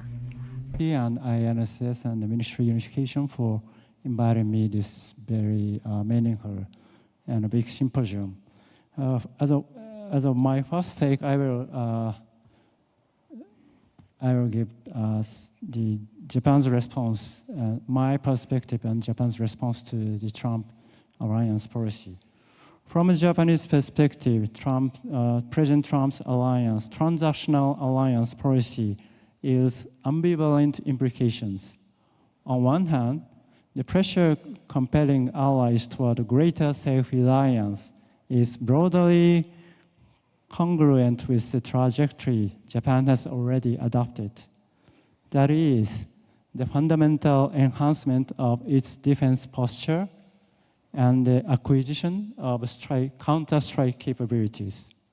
So to this extent, US demands may be reconfigured as a catalyst for Japan's autonomous response to a deteriorating security environment rather than experience merely as external pressure. A more serious concern for Japan, however, resides in the erosion of the alliance predictability and, by extension, the credibility of extended deterrence. As the US commitment assumes an increasingly conditional and reversible character, the structural foundation of deterrence vis-à-vis China and North Korea are destabilized. And the premise of a stable US-Japan alliance, upon which Tokyo has long relied, is rendered contingent. Doubt concerning the reliability of nuclear umbrella, in particular, bear directly upon regional strategic stability. Japan's response to this kind of Washington's transactional reorientation has been deliberately multi-layered, governed by the overriding priorities of sustaining the credibility of deterrence and stabilizing the alliance. Central to this response is the forthcoming revision of Japan's three core strategic documents, including the National Security Strategy, scheduled for completion in this year. The current strategy, adopted in 2022, committed Japan to acquiring counter-strike capabilities and raising defense expenditure to 2% of GDP. The impending revision must engage directly with both a sharply deteriorating security environment and the heightened uncertainty surrounding the alliance under the Trump administration. It is anticipated to proceed along two principal lines. First, by articulating further increases in defense expenditure and an accelerated defense capacity building, Japan seeks to render its self-reliant effort more clearly demonstrable, thereby preemptively satisfying U.S. burden-sharing demand, while concurrently strengthening its negotiating position within the alliance. Second, by ensuring the operational effectiveness of its counter-strike capabilities and developing an integrated command and control architecture, Japan is expected to assume an expanded deterrent role, thereby reinforcing its complementary function amid fluctuation in the U.S. commitment. Moreover, the current Takaichi cabinet, the revision is likely to accord greater salience to the networking and diversification of Japan's alliance relationship. So while retaining the US-Japan alliance as its cornerstone, Tokyo appears poised to embed security cooperation with the US-Japan ROK trilateral framework, the Quad, and the partners such as Australia, the Philippines, and the European countries more firmly within its strategy. The revision of the strategic document thus furnishes a significant opportunity to anchor in institutional terms a realist response predicted upon to the complementary pillars, that is, the strengthening of self-reliance and the deepening of regional multilateral cooperation with the like-minded country. So clearly, for Japan, South Korea is one of the most important strategic partners under the current uncertainty the environment. Thank you.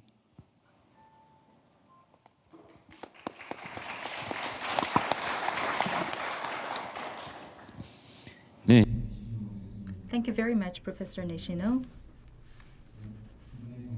Recently, the alliance order had the cracks, and also it has the weakening of the effectiveness of the expansion constraint, which have been actually backfiring to increase the capabilities for self-defense in Japan, which was very impressive to me. Later in our general discussion, I would like to have this idea included for the security cooperation between Korea and Japan to reduce the dependence on the U.S. for security. And also there are some people saying otherwise, that this would only make the alliance structure more constrained with the strengthening cooperation among the three countries. So I'd like to ask you to think about that in our second discussion times later. So I'd like to now give the floor to Mr. Sven Biskup. Chair, in my turn, a warm thank you for the invitation. In Europe, there is a lot of concern, of course, about the future of our alliance with the United States. You could say that seen from Brussels, the US has now become a normal country. Unfortunately, that's bad news, because we had an abnormal relationship with the United States, or as the British like to say, a special relationship. We are allies, we're still competitors in the economic field, but we had a firm agreement that that competition would always take place within the bounds of legality. We would never be rivals that would use illegal means or hybrid attacks against each other. And then came the second Trump administration, which did exactly that. That's a rupture. I mean, it's the first US administration since 1945 that sees Europe as a rival rather than as partners and allies. I think it's a structural change also. It's not just a rupture, because we now know that even if perhaps the US elects a president after Trump who really likes Europe and whom we really like, the successor of the successor may once again be Trump-like. So from now on, whether the US sees us as an ally or as a rival depends on who wins the elections in the US, and that was never the case before. So I think this is a structural change, and that has serious consequences. The US government has outlined those consequences itself. Secretary Hexet came to Europe the first time in February of last year, and already then he said, you Europeans have to take ownership of your own conventional defense. And now we read also in the US National Defense Strategy, black on white, that the US will continue to provide extended nuclear deterrence, but that under the nuclear umbrella, Europeans have to fight a conventional battle themselves. That's very clear. It's not in and of itself unlogical. You know, I would say it is normal. Europeans ought to be able to defend themselves, but the way it is now done risks to lead to a disorderly transition rather than to an organized change, because many of the statements of President Trump give the distinct impression that he is not ready to defend every ally in every scenario. And so that rhetoric is a direct undermining of deterrence. So there is unrest, there is concern in Europe, and the debate has shifted to the idea that we should create within the NATO alliance a militarily autonomous European pillar. European, so not EU. European meaning everybody else, including Canada and Turkey, except the United States. European pillar, as I always say, will not have a logo or will not have a website. It's basically about capabilities. The way I see it, we need to revisit the NATO defense planning process. And currently, NATO aims to put into the field one integrated set of forces, the United States and European combined. I think we need to plan for two sets of forces. One is the United States, that has everything it needs and more, and the rest is everybody else. And the end state is that everybody else, that our combined forces, should be as complete as the American forces. Not necessarily as large in every area, because we have a different level of ambition. Europeans are not preparing to fight a war in Asia, but as complete with our own strategic enablers. And because now this is the problem, European armed forces have not been constructed to fight alone. They have been built to fight under American command, with American intelligence, American communications, American transport, air defense, deep strike, and so on and so forth. So the challenge for Europe is to acquire all of that ourselves. That's a question of money, but also of time, even if you won't have all the money. That debate has now been going on for a while. All individual European allies are increasing their national defense effort, but we have still to make the big leap towards a collective effort to also get these strategic enablers that would provide us with real strategic autonomy within the NATO alliance. So I think it is clear that for us, Plan A remains to always have the United States on our side, but we must be realistic and also have a Plan B, or maybe you would say, Plan A minus the America. And we have to know for ourselves, how would we fight a war if the United States would not show up? This has further implications, notably for our relations with Russia and the Ukraine war. Ukraine has become close to a vital interest of Europe, precisely because it now has become a large-scale war of attrition. You have 1 million Ukrainians under arms. If they were defeated and Ukraine would be forced to surrender, those disappear from the military balance of power. You still have 1 million Russians in arms with a war economy. If they manage to defeat Ukraine, Vladimir Putin is unlikely to say, well done, congratulations, now I can all go home and enjoy a holiday. No, he's going to look for the next target. So we must stop Russian military expansionism today in Ukraine. There is great concern that the US government will drop Ukraine at one point or another, and therefore Europeans are determined to help Ukraine come what may, if necessary, alone. Don't forget that the EU, European Union, has made a crucial strategic decision in saying that the future of Ukraine is as a member of the EU. And this ought to be a very firm message to Russia. Do not think that our determination will falter, because we have just announced that Ukraine is now one of us. It will join the club, so we can no longer afford to drop it. Eventually, negotiations will have to take place between Ukraine and Russia, supported by Europe and hopefully the US. I mean, I hope that in those negotiations the US will be on the Ukrainian side to settle the war.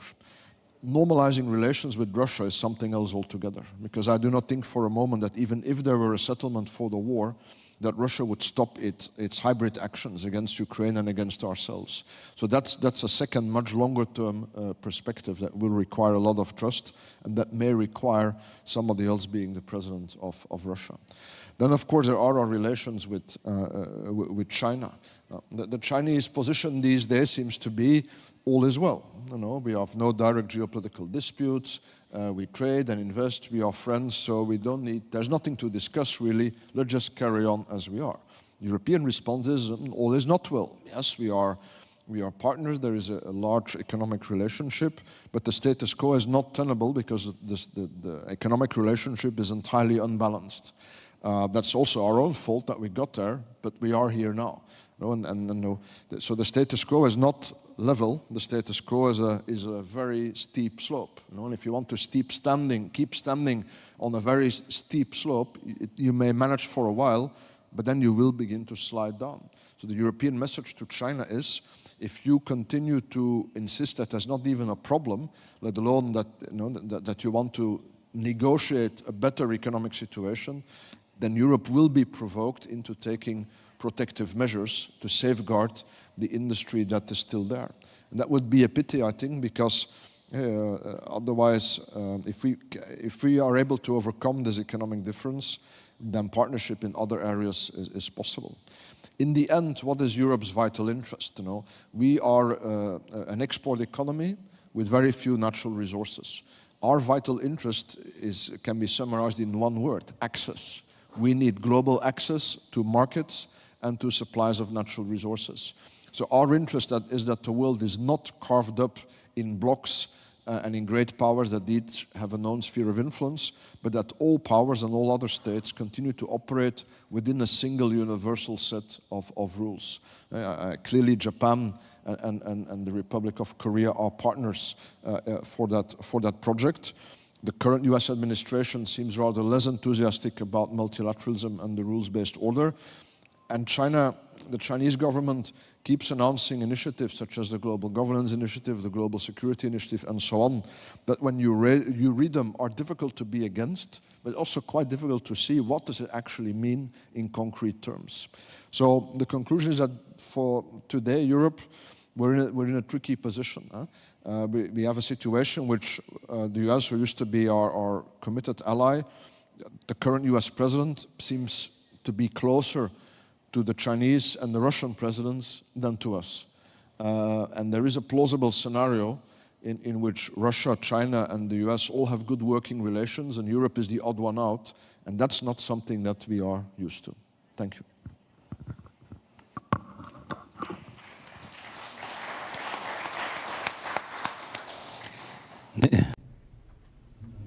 Thank you very much, Director General. So from the perspective of Europe, you talked about the US, led by Trump, and China, led by President Xi, and their very complex situation. So the US is no longer a special ally, but a normal country, you said. I wonder how the Americans will respond to that. So that was the first round of discussions. And now, let me now go back to Patrick Cronin. I'll give you 5 to 7 minutes additionally for us to make a productive and fruitful discussion. I think you can be more clearer and straightforward in your positions.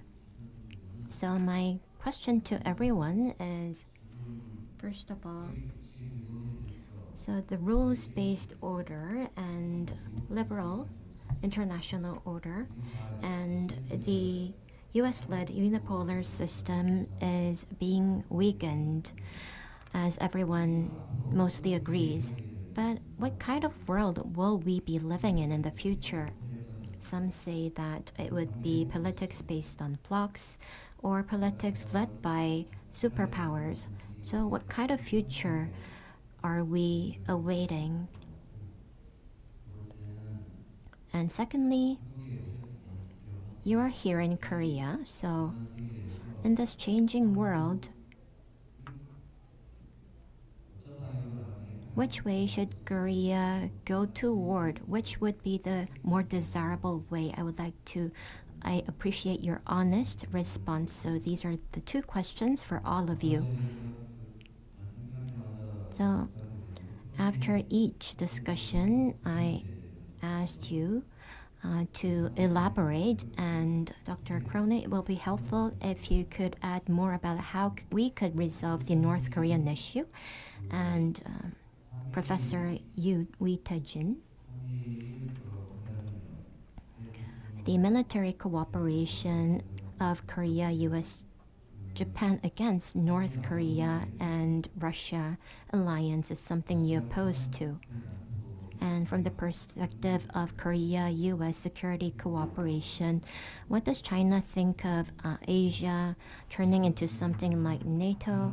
And Professor Nishino Junya, the security cooperation between Korea and the US, Korea and Japan, will that reduce the security dependence toward the US? And Dr. Peskov, the NATO summit will be held in Ankara. And it will be NATO plus IP4. I don't think all of the IP4 countries will be able to participate the summit, but in the future, the cooperation, how is that likely between NATO and IP4 would be very helpful. So how about we start with Dr. Cronin? President Kim, thank you. Let me start with North Korea because I didn't get to that in my opening comments, and I know that's central to the discussions here. President Trump is willing without precondition to meet with Kim Jong-un. And this morning I woke up and I was alerted back in Washington that North Korea was sending out emails with my name. I must say they were very polite emails. So if Chairman Kim is listening to me, listen to Lee Jae-myung, listen to President Trump. What do you have to lose? Meet with President Trump, maybe on the margins of Xinjiang later this year, if there can be a trip arranged from there to, since President Trump is so seldom in Asia. That would be a possibility. But the problem is this. Kim Jong-un has set a precondition. And so it's, as much as I agree with Minister Chung that we should talk about a peace regime, and I think President Trump is willing to talk a peace regime, the precondition that Kim Jong-un has set makes it very difficult to get to that. Not impossible, but very difficult, because he says, first accept North Korea as a nuclear power. So if Chairman Kim is willing to finesse that language, the United States can finesse that language as well, and we can get to those talks and we can start talking about peace. But unless Kim gives us the green light, unless he's willing to actually meet, then it's impossible for South Korea, the United States, to make that happen. So that's the North Korea issue. I do think that denuclearization, I need to add, is still not a secondary issue. So even though we have END and 3 phases and all these very good logical plans, that doesn't mean that North Korea's growth in nuclear weapons are not a problem. So this is where I would take a more historical approach than Minister Chung did when he laid out the beginning of the nuclear program in 1992. I go back to at least 1950. You know, yesterday was the beginning of the North Korean invasion of the South that started the war. that then invited the American air power in particular, and the threats of nuclear atomic use at the time, that led Kim Il-sung to fear regime survival, and therefore to say that nuclear weapons, in his mind, were going to be essential. It started then. We saw that by the fact that North Korea sent its best physicists to Russia, into the heart of their nuclear power center in Dubna. And that's where they studied. And then they set up nuclear deals with China and Russia, the Soviet Union in 1959, Yongbyon in 1962, a Soviet nuclear reactor in the mid-60s, and it's never stopped. There's been a continuum here. And Kim Jong-un is absolutely wedded to nuclear weapons, as we know. He is advancing the fissile material stockpile. That is a threat. Enough said on North Korea because I don't have enough time.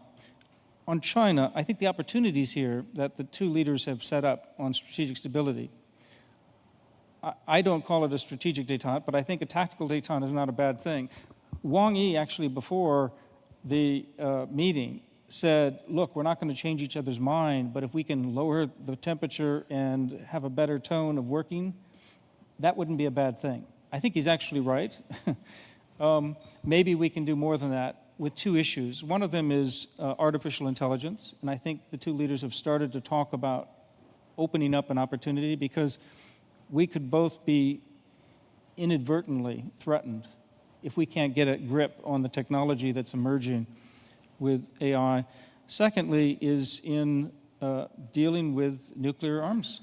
I know this is an old requirement, or not requirement, but invitation basically to talks, three-way talks, Russia, China, the United States, but we need to start dealing with this issue as well. And I think it's possible, and that's where strategic stability could come in. But what's not possible, as we see with China's actions this past week, sanctioning the American companies that are trying to reduce America's total, almost near total reliance on reprocessed rare earths that China is not letting out of the country, shows that this is not going to lead toward closer coupling. It's going to lead toward more de-risking on both sides, both China and the United States. And it's very competitive. And that rivalry, that's part of the rivalry. I see that as competition. I don't see it as confrontation necessarily. I certainly don't see it as conflict, and I don't think either leader wants to see that. Korea, Japan, the United States, our European partners, yes, our special partners in Europe, from my view, but I can't agree and disagree with Sven that it does obviously matter about who the leader is in the United States. Politics matter. I think I have great respect for the elderly, especially as I get older, but President Trump is 80 years old. He's term limited. He's not going to be the leader forever, and you can worry about our next election, fine, but from an American who's in the thick of thinking about and talking about the future, I listen to the two representatives from the United States today. These are people who can work together, who can be civilized, can deal with the world in a much better way. So I think I'm over time, President Kim. I'm sorry I didn't get to everything, but I do think that the United States needs to adhere to refine, especially the 250th anniversary of the United States. We need to rediscover our own principles. We need to rediscover Lincoln. We need more unity. We need more wisdom. We're capable of that. We're capable of self-correction, and we need to find that. So I start at home with the United States to try to contribute to the kind of order that we want before we ask our allies for anything. But then looking to our allies and even looking to competitors who have achieved so much to try to figure out how to navigate this complex environment going forward. Thank you.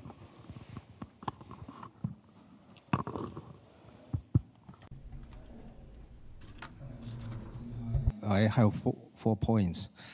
The first one is about the rule-based international order, the unipolar system. With the end of a unipolar system, what this looks like in the future, are countries prepared for that?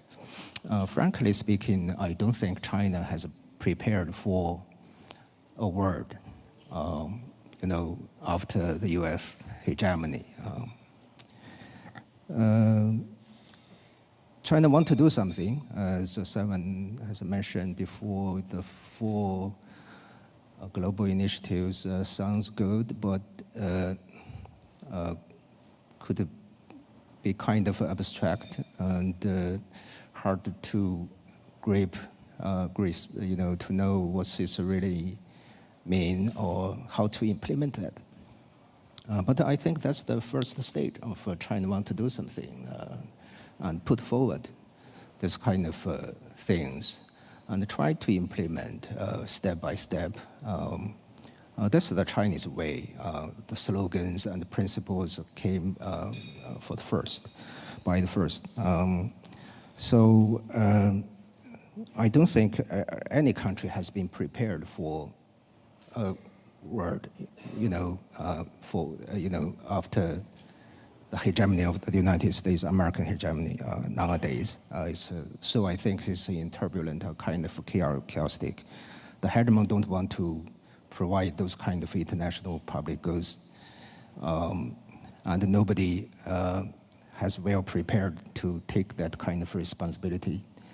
We are in a transition period.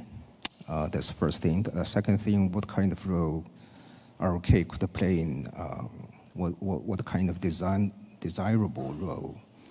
I think ROK nowadays has, so with the present Lee Jae-myung, after he take office, now the foreign policies I think is very good. It's quite pragmatic and try to moderate, like President Kim, the position nowadays, to moderate between the major powers and the stakeholders. The China-ROK relations has greatly improved after the summit meeting twice in the past half year. So, and ROK has put forward this new North policies and try to, I think people's here now repeated the June 15th declarations, which is still vividly to me. I participated in the last meeting, the conference that President Kim Dae-jung visit China, visit Peking University to deliver a speech there.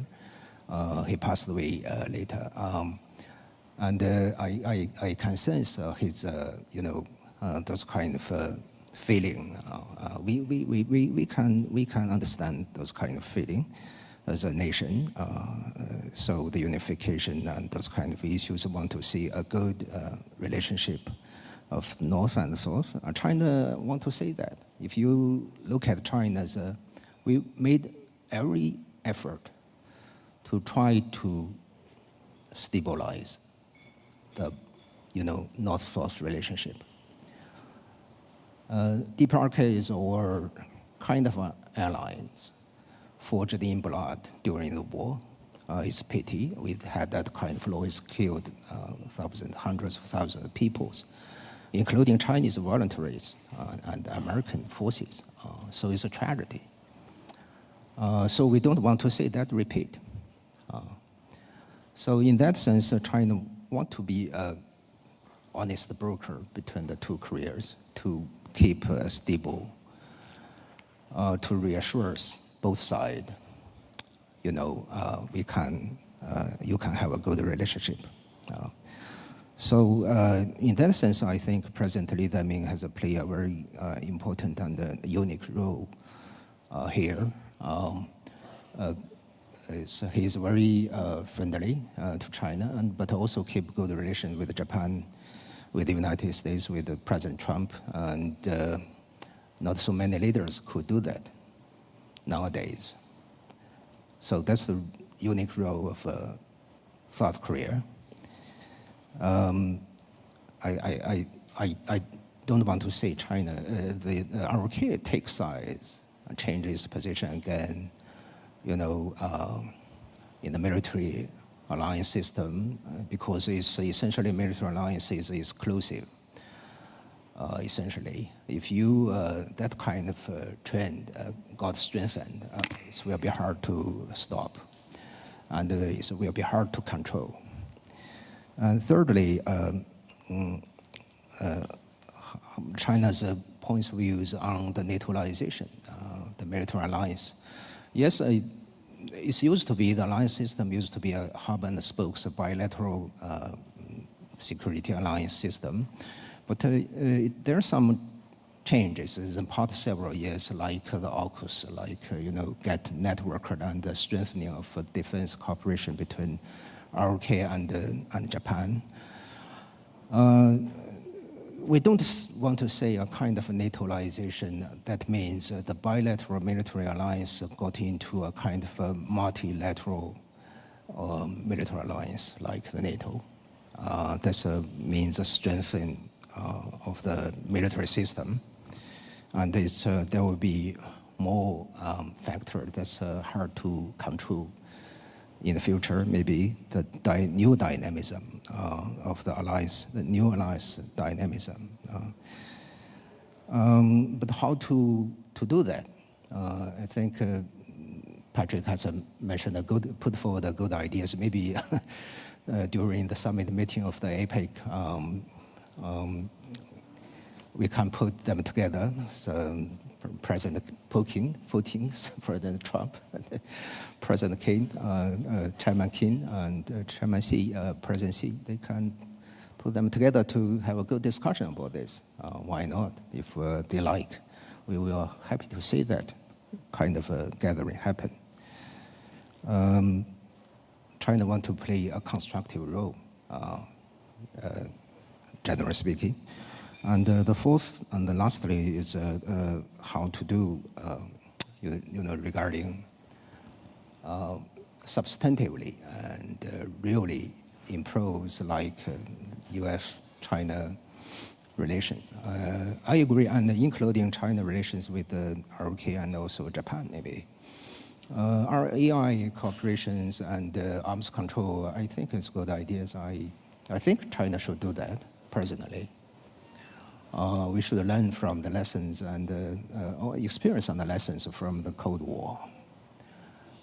Those kind of negotiations and arms control meetings actually play a positive role in the confidence building measures, in the crisis management issues. We cannot change the great power competition if. So let's take that kind of competition under control and more professionally, more fairly, more sustainable, and more peacefully, like a spokesmanship. Thank you.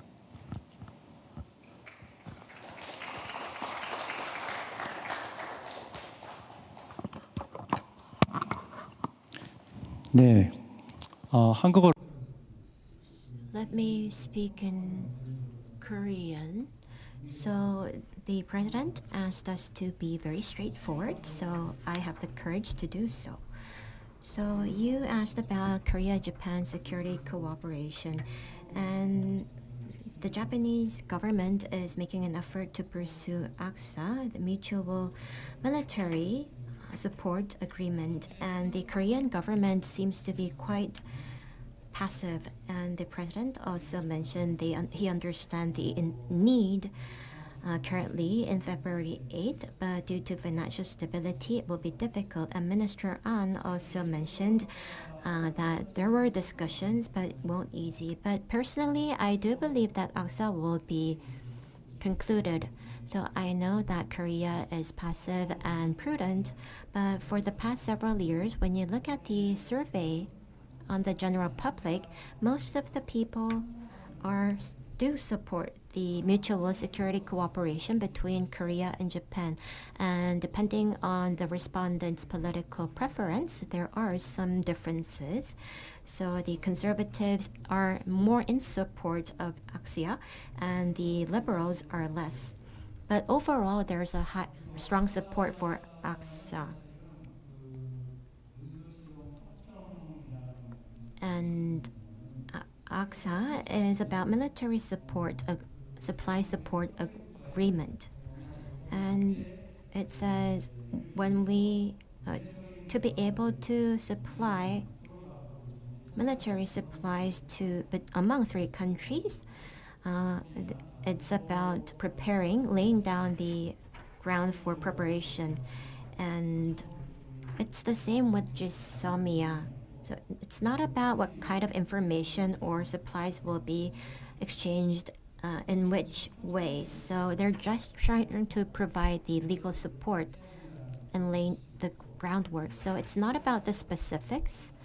And based on the larger overarching rule, the parties can make decisions depending on the scenario. So I believe it will be mutually very helpful. However, the president officially mentioned that it will be difficult to sign ACSA agreement, so I believe it would not be likely. So in practical terms, what are alternatives? First of all, we need to accumulate our track record of exchanges in the field. For example, the defense authorities of Korea and Japan are carrying out joint drills on rescue missions in the sea, so that kind of drill will be very helpful. And secondly, as they have done until now, in a trilateral manner or minilateral manner, the 2 parties could cooperate with the U.S. in terms of security cooperation. That is also a way to maintain U.S.'s engagement in this region and also lower the excessive dependence on the U.S. And thirdly, cooperation with other countries is something that we need as well. For example, in the Middle East, when there is a need to evacuate, allowing the party's citizens to board our aircraft could be a way. And in retrospect, in 2013, when there was PKO activities in South Sudan, Korea lacked ammunition and Japan lended ammunition to Korea. So when exercising in third-party countries, we could support each other. So these kind of actions are needed. But in the end, all of the 3 scenarios will be much smoother with the existence of ACSA. So personally, I believe soon,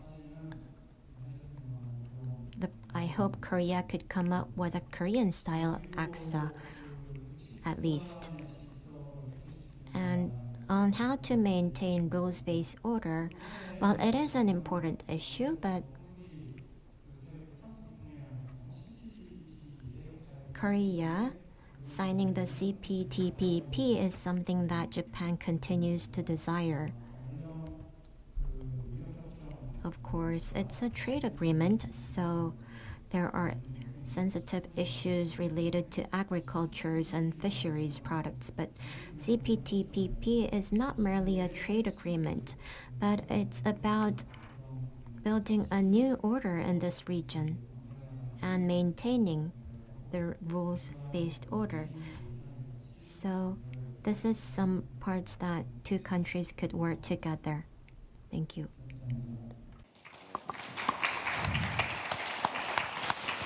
Thank you. Let me focus on the role of the AP4 in NATO. In all honesty, many Europeans were not so enthusiastic about this idea, which was initially pushed by the United States, because they want NATO to focus on the defense of Europe, first of all. And secondly, they do not look at Asia primarily through the military lens, and therefore do not think that NATO is the primary forum to make policy on NATO.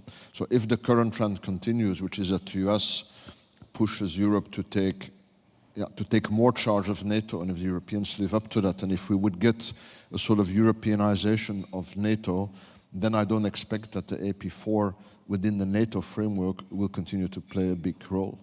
However, at the same time, we see a strong trend in the European Union to deepen relations on a bilateral or an interregional basis with partners. We just very recently had the summit, Korea-EU. The president was in Brussels for a meeting with EU and also with Belgium. The Japanese emperor was in Belgium earlier this week. So I think the EU will definitely continue to invest in those strategic partnerships with key powers, particularly in Asia. Also, EU-India has been spiced up. And the question is, I think, these are all bilateral summits and partnerships, but can we somehow combine them or take a joint initiative precisely to uphold the universal rules-based order? I think it's under great stress, but I think it's too early to give up on it yet. But then we must come up with concrete proposals, and this could be the framework. Thank you.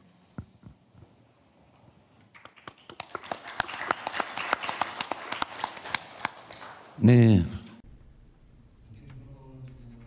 Well, it was a spirited discussion, and it led us to almost the closure of this session. Is there any question from the floor? We have time for one question, I think.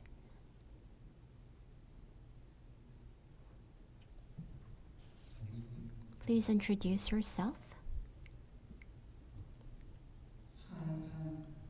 Can ask question in English. Hi, my name is Chung-Eun Choi. I'm a Korean filmmaker. I have a question for Mr. Cronin regarding South Korea's role in the Pacific, emerging in the Pacific security network. In recent Balikatan 2026, Japan participated more fully than before, while Admiral Samuel Paparo later highlighted a new network for information sharing and operational coordination among partners such as Japan, Canada, New Zealand, Australia, and the Philippines. In South Korea, some media coverage interpreted this South Korea's absence as a possible sign of strategic exclusion, or what is sometimes called Korea passing. But personally, I understand a Balikatan exercise is as a Philippine-centered exercise with a very strong maritime, strong maritime and archipelagic defense focus, while Korean military and U.S. military presence in South Korea has been historically more Army and Peninsula focused. So I do not automatically read this is as a strategic exclusion. But at the same time, South Korea is participating in RIMPAC 2026 this year and taking on very maritime command role there. So clearly, South Korea has a meaningful role in the maritime command, maritime security network. So my question is South Korea's absence in, I'm going to finish soon, is South Korea's absence and mainly a matter of, how could I say, exercise-specific participation and operational scope, or does it reflect a broader question about how South Korea... I'm sorry, but excuse me, but we have a time schedule. We have already over 2 minutes. Yeah. So how is the South Korea is being integrated into Indo-Pacific multilateral security network? Yeah, this is my question. Thank you. It's a great question. We should have more time later to talk about it because I don't want to take everything with our last 2 minutes here. But I think the bottom line is that the United States is taking it carefully about how to work with South Korea on the peninsula and in the region both. So in contrast to the kind of heavy-handed tariffs and pressure on burden sharing, the actual request for Korea to do things is much more a lighter touch. Balakatan, as you mentioned, has a unique history with Philippine security. There are great things that Korea is doing that are broader. For instance, Japan, Korea, and the United States this week just conducted a cyber exercise to try to advance. That has regional implications in a very big way. So when I was at the Shangri-La Dialogue, the trilateral defense ministers were meeting there too. And Korea, Japan, were both making great headway with the Southeast Asian countries, Philippines, Vietnam, working with Australia and others. So I think Korea is doing a lot. It can do more. Is the United States perfectly happy with everything that Korea is doing? No. Is Korea happy with everything the United States is doing? Definitely not.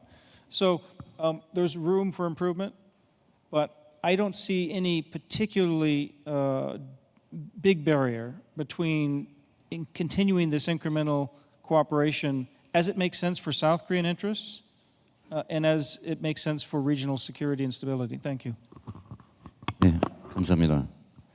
예, 이제 마무리를 하겠습니다. 오늘 This leads to our conclusion. With a wrap-up, it was a very productive discussion, and I was able to understand where all these countries are coming from. In this kind of transformative era, we need to have a deeper discussions in order to have better understanding like this. Thank you very much once again for your ardent participation. Thank you. 네, 열띤 토론을 이끌어주신 세션 1의 모든 I would like to thank all the discussants and moderator for session 1. A big hand once again, please.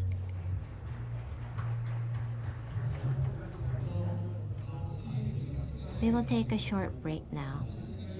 After the break, we will begin with session 2. We will take a short break for 10 minutes and start with session 2. Thank you.